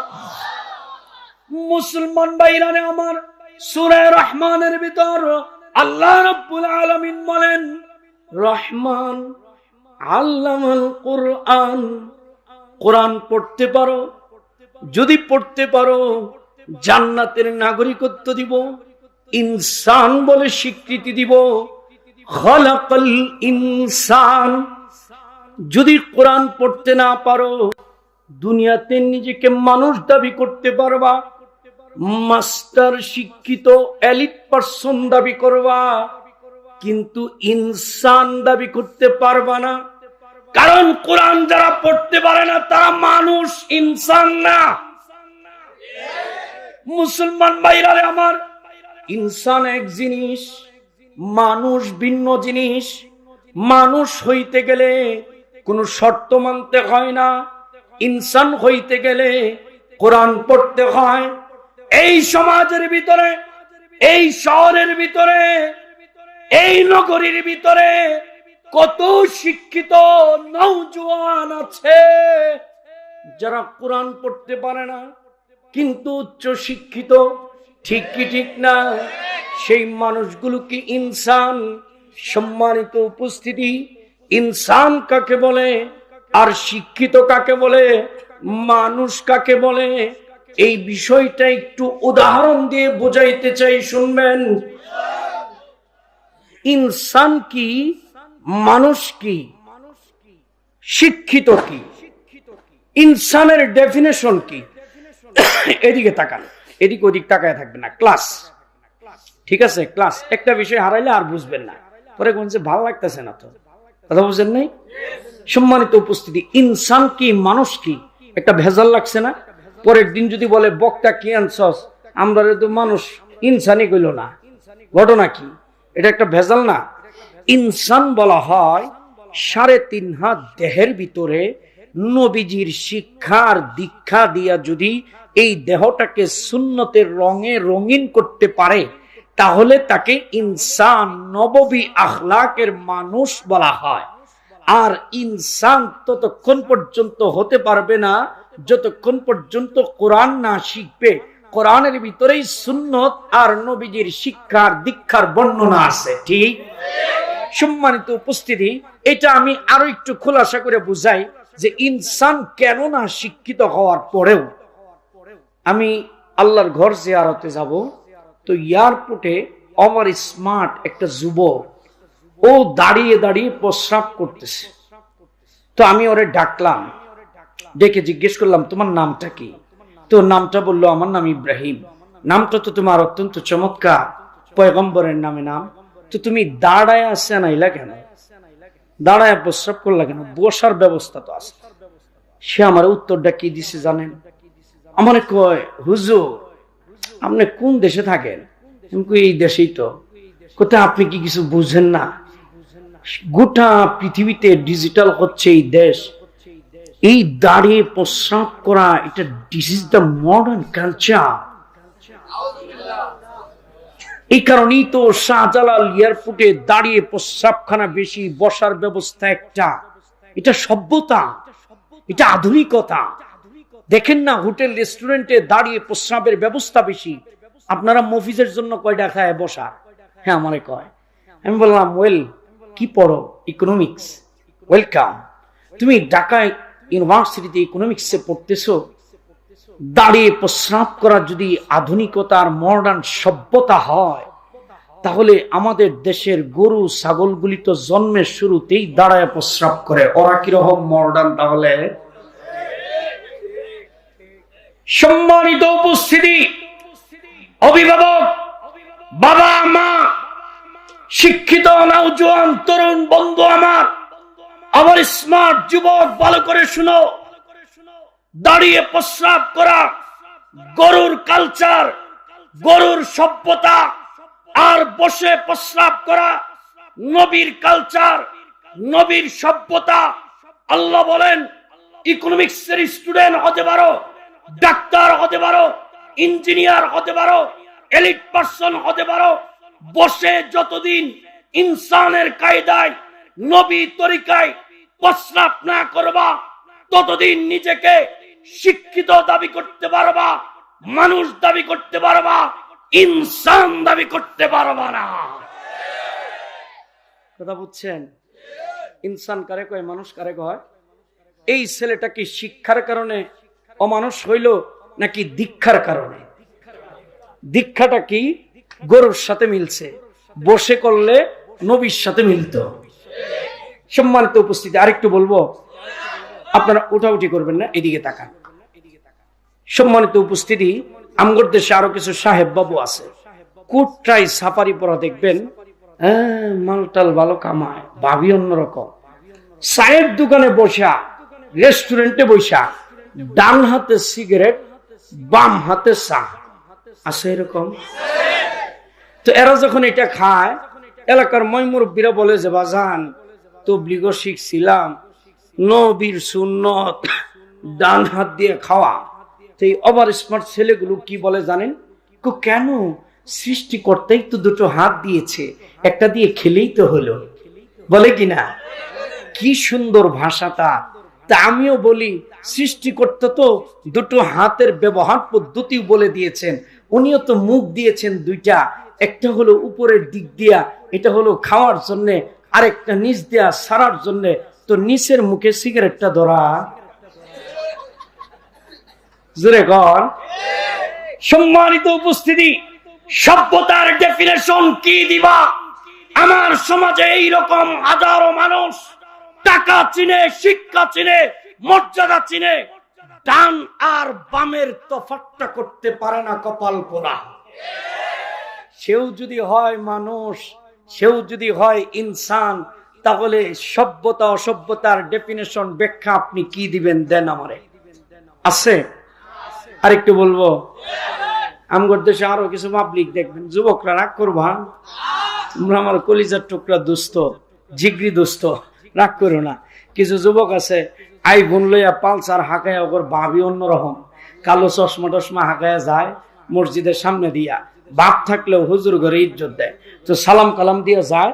তো আমি মাঝে মধ্যে ডাকি, আসো তো তোমার লইয়া একটু চা খাই। তো যুবক চা খাইব, মসজিদে আসতে চায় না, সুরের মনে তো জানা পুলিশ কোথায়। তো আমি বললাম কুট পড়ছো, সাফারি পড়ছো, এগুলি কে দিছে? মামা লন্ডন থেকে পাঠাইছে। আমি বললাম ভালো তো, মাশাআল্লাহ। আমি একজন স্কলার হয়ে কোনো পোশাককে, স্মার্টনেসকে ইন্ডিকেট করতেছি না, অবহেলা করতেছি না, বরংস আমি ইন্সপায়ার করি, উৎসাহিত করি, স্মার্ট থাকো, ভালো পোশাক পরো, ভালো সেট চালাও, সব করো, কারণ সিবগাতুল্লাহ ওমান আহসানু মিনাল্লাহি সিবগা, সৌন্দর্য আল্লাহ পাকের গুণ। তুমি আবার স্মার্ট থাকো, আল্লাহ তোমাকে পছন্দ করবেন। আমার কথাটা হলো, বাহিরটা তোমার এত সুন্দর, ভিতরটার অবস্থাটা কি? যখন বলি তাড়াতাড়ি আসো মসজিদে, তখন কানে কানে যায় কই, হুজুর মসজিদে কেমনে যাবো, মুইতা পানি লইছি না, কয় কিনা। সম্মানিত উপস্থিতি, এলাকার অভিভাবক, বাবা মা যারা কথাগুলো শুনছেন, টাকা খরচ করে মাহফিল করতেছেন, একটাই মাকসাদ, আত্মসংশোধন করা, আমলগুলো ধরিয়ে দেওয়া। আপনার ছেলেটা ভার্সিটিতে পড়ে, আপনার ছেলেটা সারাদিন অফিস করলো, আদালত করলো, সারাদিন পলিটিক্স করলো, এই যে ছেলেটা পালসার হাঁকায় ঘুরলো, এই ছেলেটা যদি রাস্তায় মৃত্যুবরণ করে, হুজুর তো মিলাদ শরীফে দোয়া দিয়া আরে জান্নাতে পৌঁছায় দিব। এলাকার কোটিপতির পোলা মরছে, প্রতিভাবান ছেলে, হুজুর পৌঁছায় দিছে। আপনারাও বললেন ছেলেটা কত ভালো, জওয়ান, ব্রেনটা কত ভালো ছিল, গোল্ডেন এ প্লাস পাইছে। আপনার মনেও দুঃখ, আপনার মনে আফসোস। এই যে ছেলেটা কবরে গেল, কবরে যাওয়ার পরে আল্লাহ কি বলেন? আল্লাহ তো কয়, এটা তো মানুষ পড়াইছিস না, এটা কিসের প্রতিভাবান মানুষ? এটা তো কুত্তা পড়ছা, কুত্তা মরা মরে আইছে, মুইতা ভানি লইছে না, এমন অবস্থায় মরছে, মুখ দিয়া কলমা বের হইছে না। তোদের কাছে মানুষ হইতে পারে, তোদের কাছে প্রতিভাবান হইতে পারে, কিন্তু আমি আল্লাহর কাছে এটা তো কুত্তার চাইতে নিকৃষ্ট। কথা ঠিক না বেঠে? এই কারণে বলা হয়, দেখতে তো ভালো দেখা যায়, যতদিন প্রস্রাব করে পানি না নিবেন, পোশাক যতই সুন্দর থাকুক, আপনাকে ধনিক দুলাল বলা যাবে, আপনাকে এলিট পারসন বলা যাবে, স্যালুট দেওয়া যাবে, কিন্তু আল্লাহর স্যালুট, ফেরেশতার স্যালুট পাইতে হলে দেহটাকে যেমন উপরকে ভালো রাখতে হবে, ভিতরটাকেও সদা সর্বদা 24 ঘন্টা প্রস্রাব করে, পানি ব্যবহার করে নিজের দেহ আত্মাকে পবিত্র রাখতে হবে। তাহলেই তোমাকে ইনসান বলা যাবে, নয়তো তুমি মানুষ হবা, ইনসান হবা না। আমার কথাগুলি কি বুঝতেছেন? বুঝতে কষ্ট হচ্ছে? সম্মানিত উপস্থিতি, আর একটু বলবো, আবার আমরা যারা ইনসানিয়ত নিয়ে পড়াশোনা করি, হুজুর আমগরে যে আবার কত তামসা করে। হুজুর মানুষ দেখলে কিছু আছে না, এলার্জি হয়, হ্যাঁ, কোরআন পড়াইতে চায় না।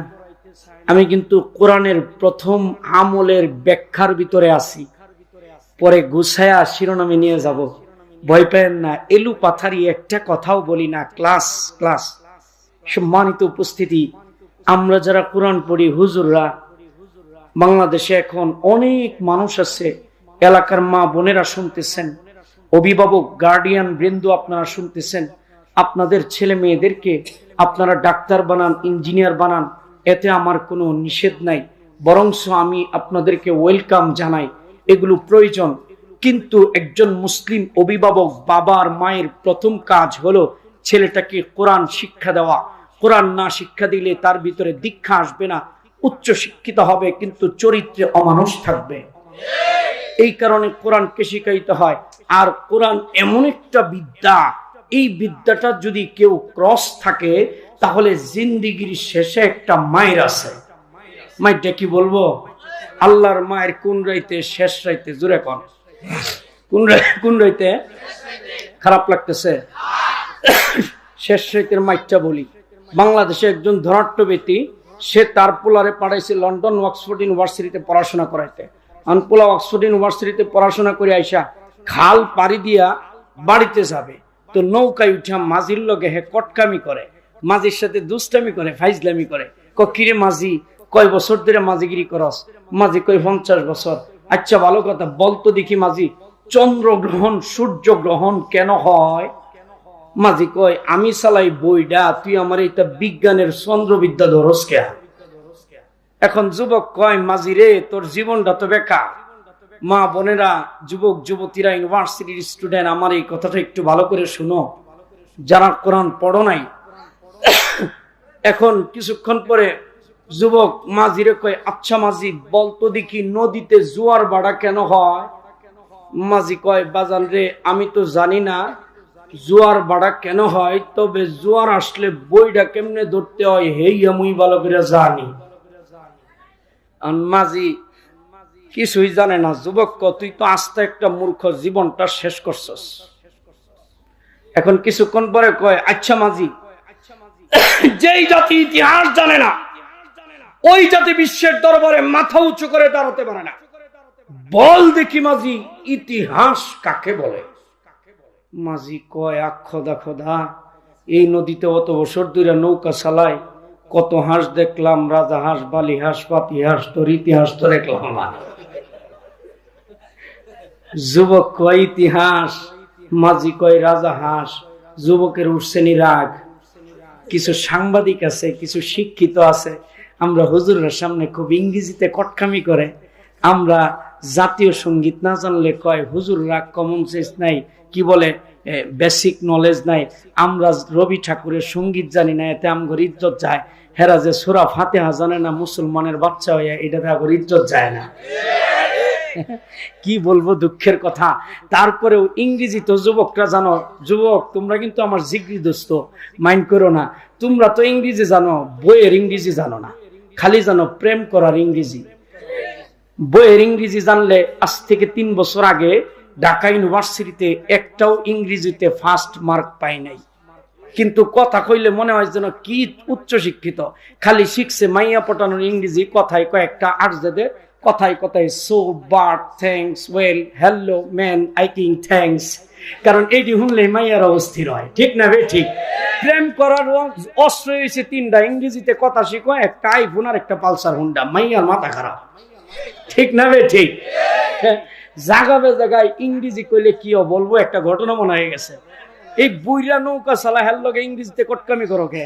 শিক্ষা বেশি হয়ে গেছে, ময়মুরব্বী মাননা আলেমদের সামনে যায় বিসিএস কেটার পরিচয় দেয়। কত জ্ঞানী বেটা! সমস্ত জ্ঞানের আধার হচ্ছে একজন আলেমের সিনাই। তুমি 2-4টা ভাষা শিক্ষাই হুজুরগোর সামনে এত পণ্ডিতি মারাও। মিয়া সাহেব, দেশ স্বাধীন করলাম, বাংলাদেশ স্বাধীন হইল, আমরা ফুল দিতে যাই। দেশ স্বাধীন করলাম বাংলা ভাষায় কথা বলার জন্য। আজকে টকশুতে সব জায়গায় দেখবেন উচ্চ শিক্ষিতরা সবচেয়ে বেশি বাংলার অপমান করে। কথা 20টা বললে 10টা ইংরেজি, 5টায় বাংলা, ঠিক না? আমি একজন স্কলার হয়ে ইংরেজিকে বলি না শিখবা না, শিখো, ইংরেজি শিখো, সমস্ত ভাষাকে শিক্ষা অর্জন করো।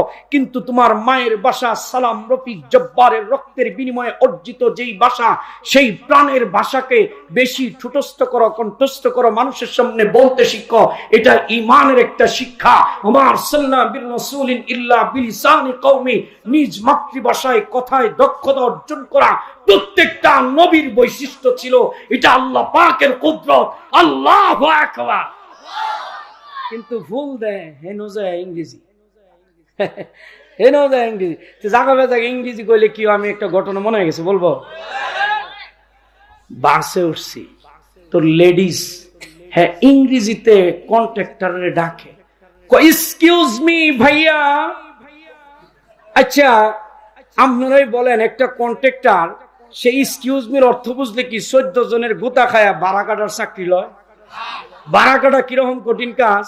হ্যাঁ কয় একটু পরে, হ্যাঁ কয় একটু পরে, হ্যাঁ কয় এখন আইসেন দিছি না, এই কি অবস্থা বেটা, কত পেটের জ্বালা থাকলে এই বাড়া কাটার চাকরিটা লইছে, অথচ এই বেটার লাগে বাংলা কথা না কয়, হ্যাঁ কয় ইংরেজি, হ্যাঁ কয় এক্সকিউজ মি।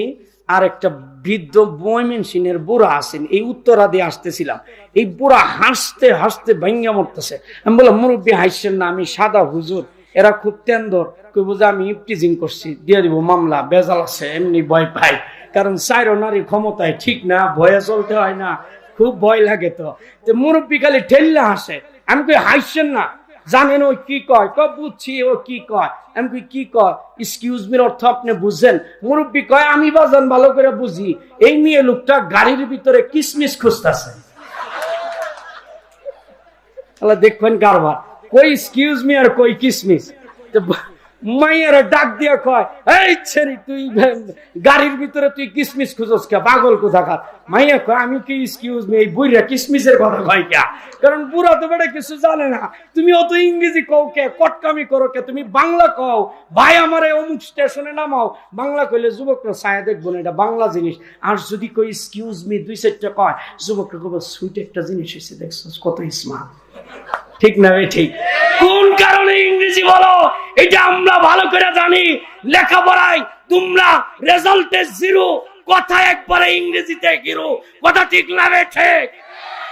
যেই কথা বলতেছিলাম আল্লাহর মায়ের কোন রাইতে, ওই যে মাঝি মনে আছে, যুবক কয়, মাঝি কয় এই পণ্ডিত কই থেকে আইছে, শিল্পপতির পোলা, তুই দেখা যা সবই শিখছস, আমার জীবন খালি বেকার আর বেকার। শেষ রাতের মায়ের। এবার মুরব্বী কয়, বাজান তুই তো চন্দ্রবিদ্যা শিখছস, জোয়ার ভাড়া শিখছস, তোর বাপে ইতিহাসও শিখাইছে, সব শিক্ষা খালি কইতাছস আমার জীবনটা শেষ। আচ্ছা উপরের দিকে তাকায় দেখতো, ছায়া দেখে অন্ধকার, কাল বৈশাখীর ঝড়াইতে পারে, নৌকা আমার ডুবতে পারে, সব বিদ্যা তো শিখছস, কাজের বিদ্যা একটা আছে, সাঁতার, সাঁতার বিদ্যা জানাস? আঙ্কেল আমি তো ড্রাইভ জানি, লন্ডনে পড়ছি না, বাবা ড্রাইভিং শিখাইছে, এই সাঁতার বিদ্যা তো শিখি নাই। মাঝি কয়, তোর বাপে সব বিদ্যা শিখাইলো, কাজের বিদ্যাটা শিখাইলো না? এটাই তো কাজের বিদ্যা।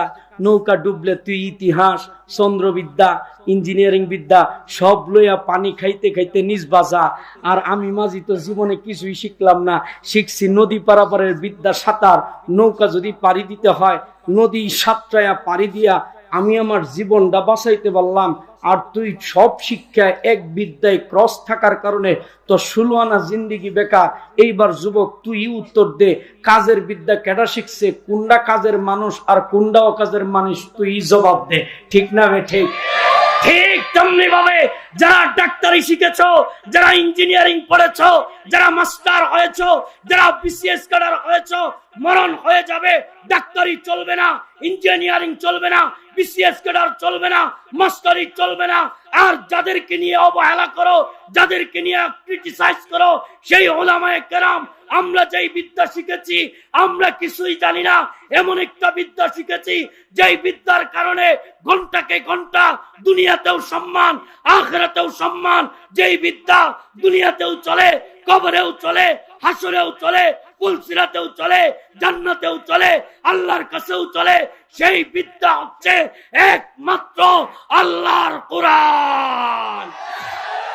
তাকবীর, নারে তাকবীর, আল্লাহু আকবার, ইসলামের শত্রুরা হুঁশিয়ার সাবধান, নারে তাকবীর, আল্লাহু আকবার। মুসলমান ভাইরা রে আমার, রাইসুল মুফাসসিরিন আব্দুল্লাহ ইবনে আব্বাস রাদিয়াল্লাহু তাআলা আনহু বিশ্বনন্দিত একজন মুফাসসিরে কোরআন। আল্লাহর নবীর এই প্রিয় সাহাবীর যখন মৃত্যু হয়ে গেল, কাপড়ের ভিতরে সবুজ বর্ণের একটা পাখি প্রবেশ করেছে। সাহাবায়ে কেরাম পাখিটাকে বের করার চেষ্টা করলেন, কিন্তু পাখিটার কোনো সন্ধান পাওয়া গেল না। পরিশেষে লাশটাকে দাফন কাফন করে কবরে নামিয়ে দেওয়া হলো। আমরা আমাদের আপনজন, রিলেটিভ পারসন যখন দুনিয়া থেকে বিদায় নেয়, তাদের লাশটাকে যখন আমরা কবরে নামাই, কবর থেকে ওঠার আগ মুহূর্তে পরিশেষে একজন মানুষ ওই আপন লাশের কপালের উপর থেকে কাপড়ের কাপড়টা সরিয়ে দিয়ে চেহারাটাকে ক্যাবলামুখী করে দেই কি দেই না? আল্লাহর বান্দা মুসলমান ভাইরা রে আমার, সাহাবী আব্দুল্লাহ ইবনে আব্বাস রাদিয়াল্লাহু তাআলা আনহুর কপালের উপর থেকে কাপনের কাপড়টাকে একজন সাহাবী সরিয়ে দিলেন।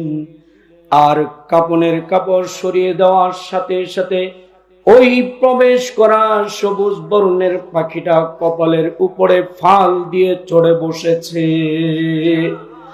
আল্লাহ রাব্বুল আলামিন সেই পাখিটার জবান খুলে দিয়েছেন। কি বলবো যুবক, সেই কবরের ভিতরে সেই পাখিটা একটা বক্তব্য দিয়েছিল। আজকের তাফসীরের কিতাবগুলো সেই পাখির বক্তব্যটা রেকর্ড করেছে। কি বক্তব্য দিয়েছিল বলবো? মুসলিম নওজোয়ান বন্ধুরা আমার, যারা দুনিয়ার সব শিখেছ কিন্তু জবানটা দিয়ে আজও পর্যন্ত কোরআন পড়তে পারো না, দিলের কান দিয়ে কথাগুলো শুনো রে যুবক। আল্লাহর বান্দা সেই পাখির জবান দিয়ে একটি বক্তব্য বের করে দিলেন। পাখিটা সাহাবী আব্দুল্লাহ ইবনে আব্বাসকে ডাক দিয়া বলে, ওরে আব্দুল্লাহ ইবনে আব্বাস, অন্ধকার কবরের ভিতরে আসছো, পৃথিবীর আপনজন রিলেটিভ পারসন কেউ তোমার সঙ্গী হয় নাই। কবর এমন একটা মুসিবতের জায়গা, কোটি কোটি বছর এই কবরের ভিতরে কাটিয়ে দিতে হবে। অন্ধকার 3.5 হাত একটা গর্ত, যেই গর্তের ভিতরে নিজের আপন মায়ও যায় না, বাবাও যায় না। নিজের কলিজার টুকরা জনম দুঃখিনী মা যখন বিদায় নিয়ে চলে যায়, ওই মাকে আমরা নিষ্ঠুর হাতটা দিয়ে মাটি দিয়ে চলে আসি, কিন্তু কবরের ভিতরে কোনো সন্তান যায় না, কোনো বাবাও কবরের ভিতরে সঙ্গী হয় না। আল্লাহর বান্দা মুসলমান ভাইরা রে আমার, তুমি যে কবরের দিকে যাচ্ছ, ও তরুণ বন্ধু আমার, শিক্ষিত নওজোয়ান, তুমিও তো কবর পথের যাত্রী। কোন দিন জানি লাশ হয়ে তুমি বিদায় নিয়ে চলে যাও। পৃথিবীর এতগুলো বিদ্যা শিখলা, কিন্তু কোরআন শিখলা না। পাখিটা সাহাবীকে বলে, সাহাবী আমাকে দেখতেছো পাখি, আমার পরিচয় তো পাখি না। সাহাবী বললেন, তোমার পরিচয়টা কি? পাখিটা জবাব দিয়ে বলে, আমার পরিচয় তো হইল ওই যে দুনিয়ার জমিনে তুমি যখন সকাল হইতো, মালিকের কালাম কোরআন শরীফটা হাতে লইয়া তুমি নরম দিলে যখন জবান দিয়া মুহাব্বতের সাথে তিলাওয়াত করতা, আর চোখ দিয়া টপ টপ করে ঝর্ণার মতো পানিগুলো দাড়িগুলো বেয়ে বেয়ে জমিনে পড়ে যেত। আসমানের মালিক তোমার সেই তেলাওয়াতটাকে বড়ই পছন্দ করেছে। আল্লাহু আকবার। শুধু তাই নয়, সাহাবী তুমি কোরআনের উপর গবেষণা করতে করতে জীবনের কোনো বিদ্যা শেখো নাই, একটা মাত্র বিদ্যার পিছনে জীবনটা শেষ করে দিয়েছো। সেই বিদ্যাটা হচ্ছে কোরআন, আর এটাই হলো শ্রেষ্ঠ বিদ্যা। আফদালুল ইবাদাতি তিলাওয়াতুল কোরআন। কোরআন হচ্ছে শ্রেষ্ঠ শিক্ষা। এই শিক্ষার পিছনে তুমি জীবনটা শেষ করে দিয়েছো। আজকে কবর জগতে কেউ আসে নাই, মা আসে নাই, বাবা আসে নাই, ভাই আসে নাই, কেউ আসে নাই, পৃথিবীর কোনো বিদ্যাও তোমার সঙ্গী হয় নাই। এই যে আমাকে পাখি দেখতেছো, আমি হচ্ছি সেই দুনিয়ার কোরআন তেলাওয়াত আর কোরআন গবেষণার আমল। সেই আমলটাকে আল্লাহ পাক পাখির রূপ দিয়া কবরে পাঠাইছে, যেন আমি কবর জগৎটাকে আলোকিত করি, নূর দিয়া তোমাকে আমি কোরআন শোনাই, কবর সাগরটা যেন তোমাকে নিয়ে পাড়ি দিতে পারি।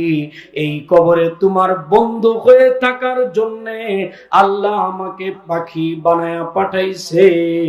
আসলে আমি পাখি না, আমি হচ্ছি দুনিয়ার কোরআন তেলাওয়াত। আল্লাহর বান্দা মুসলমান ভাইরারে আমার, কবরের ভিতরে সঙ্গী চাও কি চান না? তাহলে যদি কবরের ভিতরে সঙ্গী চান, আগামী কাল থেকে কারা কারা কোরআন শিখবেন? দুই হাত উঁচু করে আল্লাহকে দেখাও। আল্লাহ, তুমি শাহজালাল রাহমাতুল্লাহি আলাইহির স্মরণে এই মাহফিলে ওয়াদা করতেছে তোমার বান্দাগুলি আগামী কাল থেকে তোমার কালাম শিখবে। এই কালাম শেখার জন্য তাদের জবানগুলো কবুল করে নাও, আল্লাহুম্মা আমিন। এইবার পাখিটা বলল, আমার কাজ হইল সাবি, এই কবরে তোমাকে পাহারাদারি করব, সাগরটা পাড়ি দিব, আল্লাহর কাছে নিয়ে যাব, পুলসিরাত পাড়ি দিব, ময়দানে হাসরে যাব, নবীর সাথে দেখা হবে, আল্লাহর সাথে দেখা করে আমি কোরআন, আমি পাখি, জান্নাত পর্যন্ত তোমার বন্ধু হয়ে থাকবো। তাহলে এমন বন্ধু আমরা বানাইতে চাই তো ইনশাআল্লাহ। আমার 1 নম্বর আলোচনার বিষয় হলো, জান্নাতের নাগরিকত্ব অর্জন করতে হলে আগে পড়তে হবে কোরআন। কোরআন পড়লে কবরের সঙ্গী, হাসরের সঙ্গী, পুলসিরাতের সঙ্গী, সব জায়গায় সঙ্গী, ঠিক কিনা? কোরআন গেল আছে 2 আমল, বলবো না, শেষ করে দিব। 2 নম্বর আমল হইল ওয়াকিমিস সালাহ। যারাই ইনসান হয়েছো, কোরআন ধরেছো, এবার তোমাদের কাজ হলো তোমরা সুন্নত তরিকায় নামাজ পড়বা। মুফাসসির হযরতরা বলে তাহলে নামাজ কায়েম হবে। আবার মানুষদেরকে নামাজের দাওয়াত দিবা। আরে দাওয়াত শুধুমাত্র তাবলীগের ভাইরা দিবে তা নয়। তুমি একজন বাবা, তুমি একজন মা, আজান হয়ে গেল, তোমার সন্তান ঘুমিয়ে থাকে, মা হয়ে বাবা হয়ে একদিন সন্তানকে নামাজের কথা বলো না, নিমুখ হারাম পিতা। অথচ ছেলেটা ইংলিশ ভালো পারে কিনা, ছেলেটা অঙ্ক ভালো পারে কিনা, না পারলে তার জন্য ভালো টিচারের জন্য খোঁজাখুঁজি করো। আর জালিম পিতার মা, তুমি মা হয়ে বাবা হয়ে সন্তানগুলো ঘুমায় থাকে, নামাজের কথা বলে না, এমন বাবা মা আমাদের সমাজের ভিতরে আছে না নাই? ও মুসলমান মা, ও বাবা, আজকের পর থেকে সন্তানকে বলে দাও, সারাদিন অফিস করি, তোর ভর্তির টাকা দেই বাবা, মা তোকে আমি কষ্ট করে সারাদিন ইনকাম করে কলেজের বিলগুলো পরিশোধ করি, দয়া করে মা 5 ওয়াক্ত নামাজ পড়বি। বাবা আমার 5 ওয়াক্ত নামাজ পড়বি, এই দাওয়াতটা সকলে দিতে পারবেন তো ইনশাআল্লাহ? কারণ নামাজ হয়েছে আম্মুল ইবাদত, সবচেয়ে গুরুত্বপূর্ণ ইবাদত। গেল 2 নম্বর আমল। 3 নম্বর আমল বলবো, ওয়ালাযিকুরুল্লাহি আকবার। 3 নম্বর আমল হইল মাঝে মধ্যে জিকির করবা। খালি চরমনাইরা জিকির করবে বেটা না, চরমনাই খালি হালকার জিকির হবে না। চরমনাইরা শুধু জিকিরের দায়িত্ব না, ওরাও যেমন পাগলের মতো জিকির করে, ওই পাগলদের সাথে তোমারও জিকির করতে হবে। শিক্ষিত হও আর মূর্খ হও, জিকির যদি না করো তোমার নামাজের দাম নাই, দাওয়াতের আমলের দাম নাই, তোমার কোরআন পড়ার দাম নাই। এই কারণেই তো ইমাম বুখারী রাহমাতুল্লাহি আলাইহি জিকিরের হাদিস দিয়ে বুখারী শরীফ শেষ করেছে আর বলে দিয়েছে, যে সমস্ত মানুষ চায় কিয়ামতের ময়দানে তার দাওয়াত, তার নামাজ, তার কোরআনের আমল ওজন হোক। সেই মানুষগুলো যেন জিকিরের ইহতিমাম করে, আর যারা জিকির করে তাদেরকে নিয়ে যেন কোনো ক্রিটিসাইজ না করে, তাদেরকে যেন উৎসাহ দেয়, দিল দিয়া মুহাব্বত করে। আর ঘরের ভিতরে একটু জিকির করো। ওরে যুবক, পরীক্ষা আসলে তুমি অস্থির হয়ে যাও। তুমি পরীক্ষায় কি রেজাল্ট করবা? চাকরি নাই, ব্যবসা নাই, কত ব্যথা, কত যন্ত্রণা। স্ত্রী তোমার কথা শুনে না, স্ত্রীর স্বামী তোমার কথা শুনে না। ঘরের ভিতরে তুমি একটু জিকির করো। পরীক্ষা দেওয়ার আগে, ব্যবসায় যাওয়ার আগে জবানটা দিয়া বলো আল্লাহ আল্লাহ अल्लाह। ना दुनिया से, ना दौलत से, ना घर आबाद करने से तसल्ली दिल को होती है खुदा की याद करने से। দিলের জ্বালা মিটাইতে চাইলে জিকির ছাড়া কোনো আমল নাই। দিলের শান্তি পাইতে চাইলে জিকির ছাড়া কোনো আমল নাই। পরীক্ষা দেওয়ার আগে বড় মালিকের নাম নাও, আল্লাহ আল্লাহ জিকির করো। রাত্রে বেলা নাও, সকাল বেলা নাও, রাতের আধারে, জুমার রাত্রিতে উঠে উঠে মালিকরে ডাকো। আল্লাহ আমার এই সমস্যা, আল্লাহ আমার এই বিপদ, আল্লাহ আল্লাহ এই বিপদ গুলো দূর করে দাও। বড় মালিক বলে, আমি বড় মালিকের নাম ছোট বান্দার জবানে দেখতে পাইলে আমি মালিক খুশি হইয়া তার ছোট হাজত গুলো পূরণ করা তারে আমার বন্ধু বানায় নেই। সুবহানাল্লাহ। আজকে শাহজালাল রহমাতুল্লাহ আলাইহির স্মরণে মাহফিল। শাহজালাল যদি বাংলাদেশে জিকির না করত তাহলে আজকে রোড ঘাট করতে পারত না, বাড়ি করতে পারত না। শাহজালাল জিকির করেছে, এই কারণে ঢাকা শহরে বাড়ি হয়েছে। বিশ্বাস হয়? এটা সুর দিয়ে গইলে হইব না, এটা বুঝার কথা। ঠিক আছে, বুঝার কথা কি? শাহজালাল জিকির না করলে আমাদের বাড়ি হতো না, রোডঘাট, পদ্মা সেতু হতো না। এটার প্রমাণ কি? প্রমাণ হলো শাহজালাল রহমতুল্লাহ আলাই বাংলাদেশে যখন ইসলামের দাওয়াত দিতে আসেন, উনি কিন্তু এই দেশের ছিলেন না। এই দেশে আসছেন, আসার পরে উনি যখন সিলেটের ভিতরে মেহনত করেন, দ্বীনের দাওয়াত দেন, তখন সিলেটে খালি বড় পাথর, পাথর আর বড় বড় পাথর। এই পাথরের কারণে শাহজালাল হাঁটতে পারতেন না, পা গুলো ঠুসকা পড়ে যেত। আর দিন শেষে সিজদায় পড়ে বলতো, আল্লাহ, আসছি বাংলাদেশে দাওয়াত দিতে, আমি পাথরের কারণে হাঁটতে পারি না, তুমি একটু হাঁটার ব্যবস্থা করে দাও। যেদিকে যাই ওই দিকেই পাথর, ওই দিকেই পাথরের পাহাড়। আল্লাহ, তুমি পাথরগুলো একটু ব্যবস্থা করে দাও, নয়তো আমি কিভাবে হাঁটবো? লাউ আকসামা আলাল্লাহি লা আমাররাহ। আল্লাহর দিওয়ানা ওলি ছিলেন, জবানে যা বলছেন আল্লাহ কবুল করেছিলেন। আল্লাহ বলে, শাহজালাল, পাথর মাখলুক, আমি খালেক, তুমি হচ্ছ বান্দা, মাখলুকের শ্রেণা, তুমি কোনো টেনশন করো না। আল্লাহু আকবারের জিকির উঠাও, পাথরের পাহাড়ের সামনে গিয়ে আল্লাহ নামের জিকির দাও, পাথরগুলো সব খণ্ড বিখণ্ড হয়ে যাবে। শাহজালাল সেই পাথরের পাহাড়ের সামনে গিয়ে একটা জিকির উঠাইছিলেন, আল্লাহু আকবার। দেওয়ার সাথে সাথে সমস্ত পাথরগুলো টুকরা টুকরা হয়ে ছিন্ন বিচ্ছিন্ন হয়ে গেল। সেই শাহজালালের জিকিরের বরকতে সেই সিলেটের ভিতরে আজকে জাফলং পাথরের নগরী হয়েছে। শাহজালাল জিকির না করলে পাথর ভাঙ্গা হতো না, পাথর না হইলে পদ্মা সেতু হইতো না, পাথর না হইলে রাজধানী হইতো না, পাথর না হইলেও 10 তলার বিল্ডিং হইতো না। আজকে সোনার বাংলার প্রত্যেকটা রুটঘাট, আজকে পদ্মা সেতু, আজকে তোমার বাড়ি এই পাথর দ্বারা হচ্ছে। এই টুকরা পাথর কোত্থেকে পাইলা বাঙালি? শাহজালাল জিকির করেছিল বিদায় পাথরের পাহাড় ভেঙ্গে চুরমার হয়েছিল। আর যদি জিকির না করত পাথর পাইতা না, বাড়িও করতে পারত না। ঠিক না ঠিক? আল্লাহু আকবার। জিকির আকবার ইবাদত, সবচেয়ে বড় ইবাদত। তাহলে আজকের পর থেকে আমরা সকলেই জিকিরের ইহতিমাম করব তো ইনশাআল্লাহ। কারা কারা করবো ইনশাআল্লাহ?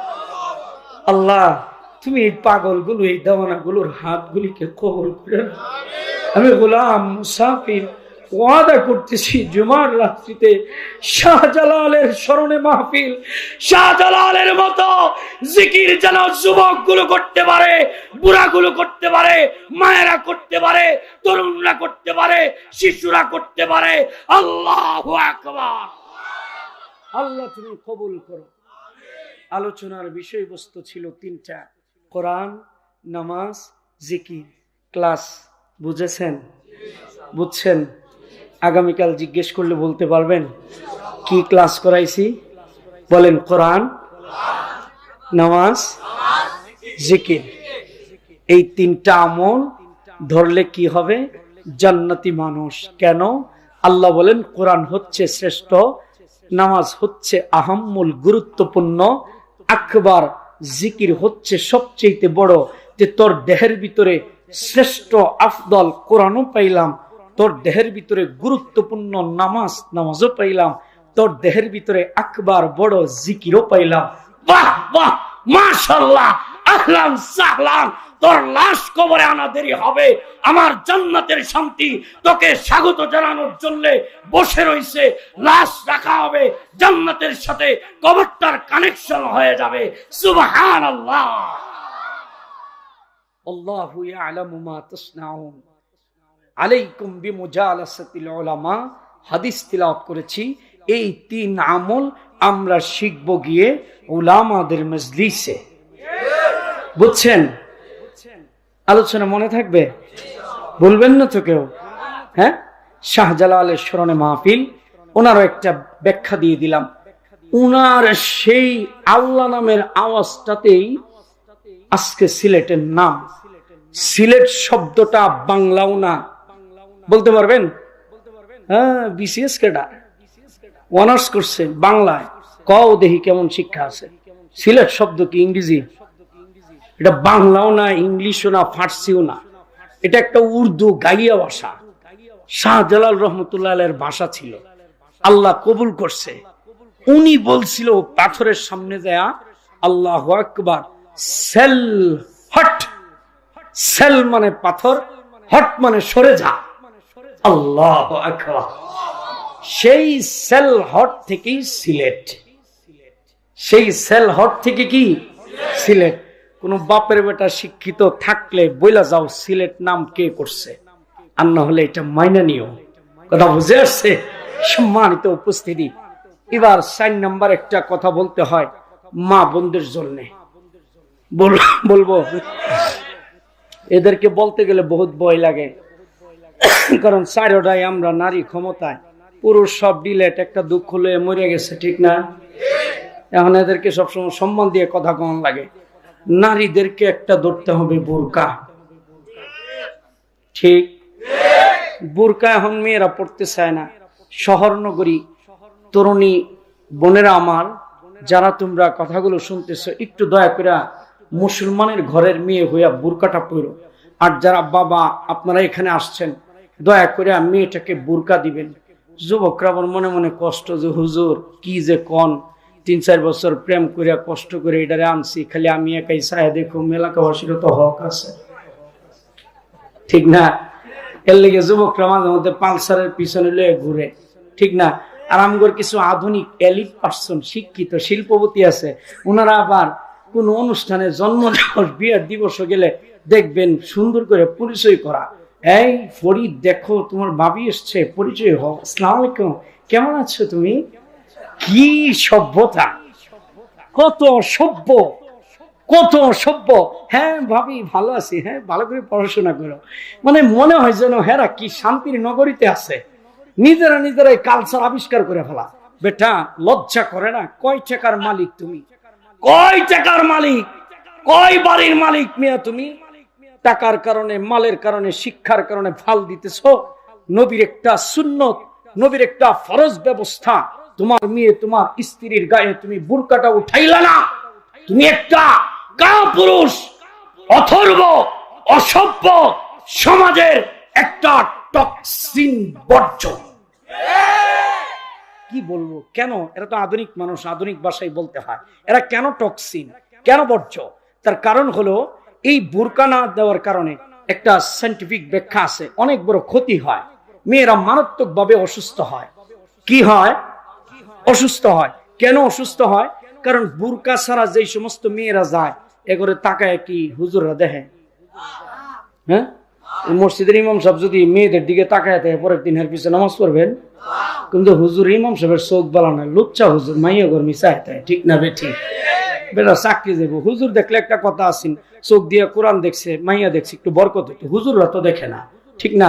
দেখেই কেডা? যত নিকৃষ্ট কেডা দেখে? হাদিসা বুড়িয়া, বুড়া মানুষ থাকলে তো মাইয়ারা তেলে বেগুনে চলে যা। এই বুড়িয়া খাটা সস করে আইছে, মানে চরিত্র ভালো হয় না, এমনি ছায়া থাকে, ঠিক না বেঠি? বুড়া মানুষও দেখে না, শিক্ষিতরাও দেখে না, রাস্তায় বের হইলে দেখেই খেডা।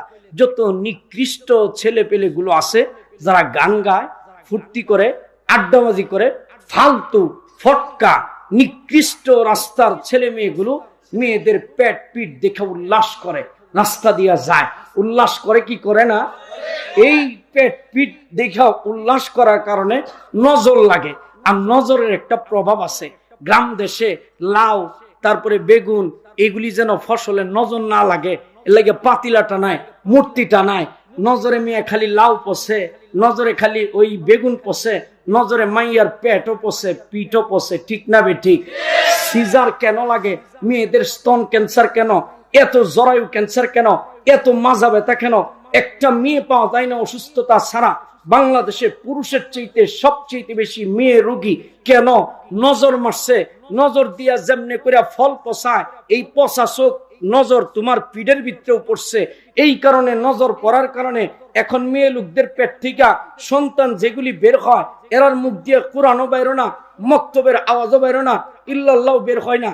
বের হইয়াই বয়সটা না ফুটতেই কয়, বন্ধু ঘর বানাইলা কি দিয়া? হ্যাঁ, বিজয়ের মাসে গাড়ির সামনে 7 বছরের পিসকি, হ্যাঁ আমার একটু বন্ধু ঘর বানাইলা কি দিয়া? রাগটা উঠছে এমন ফ্লাইওভারে। আমি বললাম, তোর বাপের মাথা দিয়ে বানাইছি, সামনে তো সর। কিছুক্ষণ পরে পিসকে আরেকটা ফাল দিয়েছে, হ্যাঁ পাপি পাপি পাপি চুরলো। আমি বললাম, আগেরটা বুঝছি, এটা কি ইংরেজি শোনাইছস তুই? হ্যাঁ, এটার কোনো অর্থ আছে? মিয়া সাহেব হাসতেছেন, কাঁচাই না নোয়াইলে বাঁশ পাককালে করে টাস টাস। 7 বছর বয়সে যেই ছেলেটার মুখ থেকে বের হওয়ার কথা ছিল আল্লাহর কালাম, বের হওয়ার কথা ছিল জিকির, বের হওয়ার কথা ছিল কতই না ভাগ্যবান সেই মা, সেই বাবা যাদের সন্তানগুলো নিষ্পাপ কচি বয়সে কোরআন পড়ে, যাদের সন্তানগুলো জিকির করে, যাদের সন্তানগুলো ইল্লাল্লাহ পড়ে। আজকে তোমার সন্তান হিন্দি দেখতে দেখতে হিন্দিতে কথা বলে, হিন্দিতে আওয়াজ উঠায়, গেমস দেখতে দেখতে সন্তানগুলোর চরিত্র নষ্ট করে দিচ্ছে। প্রত্যেকটা মা, প্রত্যেকটা বাবা সন্তানের জবান দিয়া কোরআন বের হয় না। শুনে রাখো, যেই সন্তান 7 বছর বয়সে তোমারে এই গান শোনাইতেছে, এই সন্তান বড় হইলে কোন গান যে শোনাইব, এটা আমাদের পত্রিকায় বলে দিচ্ছে, ঠিক না বে ঠিক? তাহলে যদি চাও সন্তানগুলো কোরআনওয়ালা হোক, যদি চাও সন্তানগুলো দিনদার হোক, যদি চাও সন্তানগুলো কোরআন পড়নেওয়ালা হোক, তাহলে পেটটাকে পবিত্র করো, পেটটাকে বুরকা দিয়া ঢাকো। বুরকাওয়ালি মহিলার পেট থেকেই বের হইছে খাজা মঈনুদ্দিন চিশতি, বুরকাওয়ালি মহিলার পেট থেকেই বের হইছে শাহজালাল রহমতুল্লাহ আলাইহি, বুরকাওয়ালি মহিলার পেট থেকেই বের হইছে শাহ আব্দুল কাদের জিলানী রহমতুল্লাহ আলাইহি, বুরকাওয়ালি মহিলার পেট থেকেই বের হইছে শাহ পরান আশরাফ আলী থানভী, কাসেম নানতুবি, শেখুল হিন্দ মাহমুদুল হাসান, মুজাদ্দিদ আল-ফিসানি, হযরত আবু হুরায়রা, হযরত আব্দুল্লাহ ইবনে আব্বাস, হযরত আবু বকর, হযরত ওমর। তাদের মা ছিল দিনদার, সন্তান হয়েছে দিনদার। ইমাম বুখারী মা ছিল দিনদার, মা ছিল বুরকাওয়ালি, সন্তান হয়েছে দিনদার। হাফিজ জি হুজুর, পীর জি হুজুর, এরা ছিল দিনদার, এদের মা ছিল বুরকাওয়ালি। পেট পবিত্র, সন্তান পবিত্র, পেট অপবিত্র, সন্তান অপবিত্র, ঠিক কিনা বলেন? তাহলে পেটকে যদি পবিত্র রাখতে হয় বুরকা ছাড়া দ্বিতীয় কোনো ব্যবস্থা আছে? তাহলে পরিষ্কার কথা হলো, প্রত্যেকটা মুসলিম অভিভাবক আগামী দিন থেকে প্রত্যেকটা মহিলার শরীরের উপরে বুরকা উঠে দিতে হবে। রাজি ইনশাআল্লাহ? আল্লাহ তুমি কবুল করো। এখন শেষ একটা ওজিফা। কি ওজিফা? জোরে কোন ওজিফা বুঝেন? যেটা ঘরে বাইরে শাস্ত্রলে যেখানে যাবেন ওইখানে পড়তে হবে। এই ওজিফাটা পড়লে আর বললে নবীজি বলছেন, আমার সাথে তোর হাসর হবে, নাসর হবে, দেখা হবে, সুপারিশ করে তোরে আমি জান্নাতে লয়ে যাব। ওজিফাটা বলবো। আজকে বাংলাদেশে এই ওজিফাটা বহুত জরুরি হয়ে গেছে, না হলে ইমান থাকে না। ওজিফাটা বলার আগে আমি বাংলাদেশের প্রাইম মিনিস্টারের কিছু গুণগান গায়া লই। কোরআনের স্কলার এই জন্য বলতে হয়, বর্তমান প্রাইম মিনিস্টার আমাদের দেশের ভিতরে 500 মডেল মসজিদ বানাইতেছে মুসল্লিরা নামাজ পড়ার জন্য। আলহামদুলিল্লাহ বলেন। বর্তমান প্রাইম মিনিস্টার আমাদের দেশের ভিতরে কোরআনী মক্তব ইসলামিক ফাউন্ডেশন থেকে চালু করছে। লক্ষ লক্ষ শিশু প্রাইম মিনিস্টারের উসিলায় কোরআন শিখতেছে। আলহামদুলিল্লাহ বলেন। বর্তমান প্রাইম মিনিস্টার হাতির জিল বানাইছে, ওই রোডঘাটের উন্নতি করছে। আলহামদুলিল্লাহ বলেন। বর্তমান প্রাইম মিনিস্টার, ভাই কথা আগে শুনলেন, রাইগেন না, তাতে শেষে কি হেঁটে দেন। হ্যাঁ, বর্তমান প্রাইম মিনিস্টার আমাদের সারা দেশের ভিতরে হুজুরদেরকে রাষ্ট্রীয় মর্যাদা দিছে। আমরা এখন বুক ফুলায় কথা বলতে পারি, সাহস দিছে, আমাদের সার্টিফিকেট দিছে। ঠিক না বে ঠিক? আমি নিজে স্বরাষ্ট্রমন্ত্রী নাসিম সাহেবের বিভিন্ন প্রোগ্রাম করার কারণে, ওনাদের ব্যক্তিগত প্রোগ্রামের কারণে আমি নিজেও জানি প্রাইম মিনিস্টারের আরো কিছু আমল আছে। উনি নিয়মিত তাহাজ্জুদ পড়েন। আলহামদুলিল্লাহ বলেন। হ্যাঁ, আমাদের প্রাইম মিনিস্টার নিয়মিত সকালবেলা কোরআন শরীফ পড়েন। আলহামদুলিল্লাহ বলেন। বাঙালি আমরা কি খুশি, মাশাআল্লাহ আমরাও খুশি। যিনি তাহাজ্জুদ পড়েন, যিনি কোরআন পড়েন, যিনি মসজিদ বানান, যিনি রুটঘাট বানান, যিনি জনগণের জন্য সব দিয়ে দিছে, উনার কাছ থেকে বুঝায় সুজায় যদি আমরা আরো 1-2টা ভালো কাজ উদ্ধার করে নেই, এটা কি খারাপ? উনারে বকাবাজি করার দরকার আছে? উনারে খুশা দেওয়ার দরকার আছে? উনি যেহেতু এত কিছু করছে, তাহলে উনার এইগুলি যেন কাজে লাগে, উনি আল্লাহকে মানেন, কাজে লাগার জন্য উনার কাছ থেকে আরেকটা ভালো কাজ আদায় করতে হবে। এই ভালো কাজটা হচ্ছে সব ভালো কাজের সেরা কাজ। সব ভালো কাজের, জোরে বলেন, সব ভালো কাজের সেরা কাজ। সেরা কাজটা কি? যেমন মনে করেন আপনাদের এই এলাকায় একটা ছেলে আছে, লম্বা দাঁড়িয়ে আছে, তসবি জীবনে হাতের খুলে না, লম্বা টুপি, এত বড় সুফি সাপ, এত বড় আমলদার, রাস্তা দিয়ে হাঁটতে যা, খালি তসবি পরে। আপনারাও কোন ছেলেটা খুব ভালো, কিন্তু ছেলেটার বাবাকে রাস্তায় একজনে ধইরা দিছে অপমান, গালি। ছেলে তার বাবাকে একজন গাইলা, হ্যাঁ তসবি পরে জায়গা। আপনারা কোন তো দেখি এই ছেলেটারে কোনো দিনদার কইবেন? খেলে গিয়া তোর বুজুর্গির কি দাম আছে? তোর বাপরে গালি দিল, তোর তসবিটা হাত থেকে ভিতরে রাখা উচিত ছিল যে তোর বাপরে গালি দিছে ওরা একটা চটকনা দেওয়া। তুই পারলে না তোর বাপের ইজ্জত রক্ষা করতে? তোর মতো এরকম নেককার সন্তান, এটা বঙ্গোপসাগর ভিজ্ঞামান কথা। ঠিক?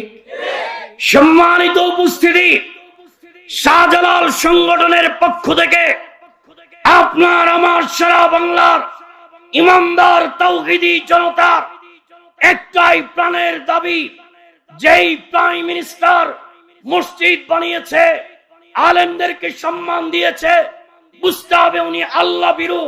উনার আল্লাহ বিরুর পরীক্ষার সময় আসছে এখন। সেই সময় হলো আমাদের মায়ের প্রিয়, বাবার প্রিয়, দেশের প্রিয়, নিজের আত্মার চাইতে প্রিয়, প্রাণের স্পন্দন, হৃদয়ের স্পন্দন, সরকারে দু আলম নবীজি মুহাম্মদুর রাসূলুল্লাহ সাল্লাল্লাহু আলাইহি ওয়াসাল্লামকে যারা কটূক্তি করে, যারা গালমন্দ করে, যারা গালি দেয়, সেই সমস্ত কুলাঙ্গার, তাদের বিরুদ্ধে সংসদের ভিতরে মৃত্যুদণ্ডের আইন পাশ করতে হবে।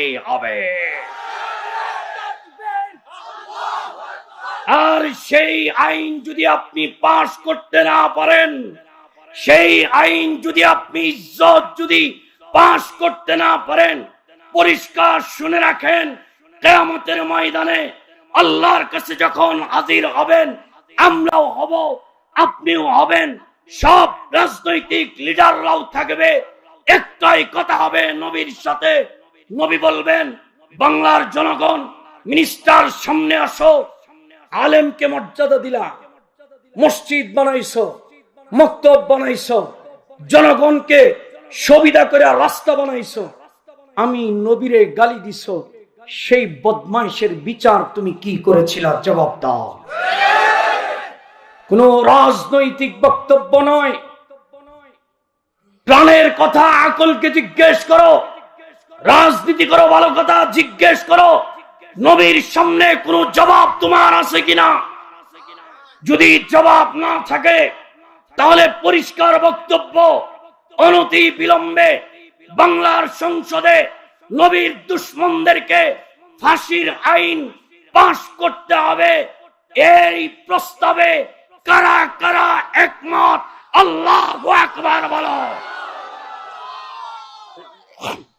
আর যদি এই দাবি না মানতে পারেন, তাহাজ্জুদের ফটকা ফুটায়েন না, কোরআন পড়ার ফটকা ফুটায়েন না।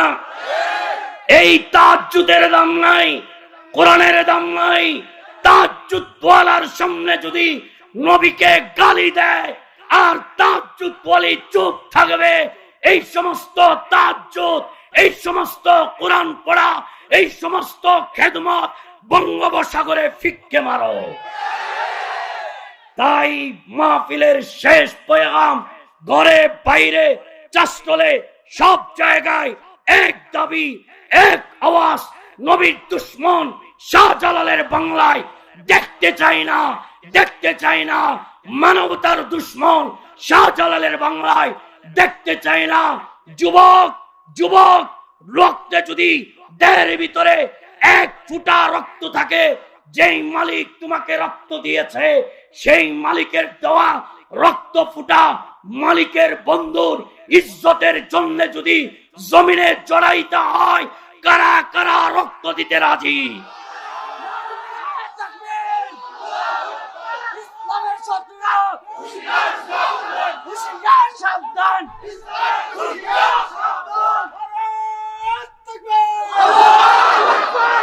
আল্লাহ সকলকে দিলের এই বেদনা, এই আক্ষেপ, এই কষ্ট বোঝার তৌফিক দান করুন। আমিন। ওয়া আখিরু দাওয়ানা আলহামদুলিল্লাহি রাব্বিল আলামিন।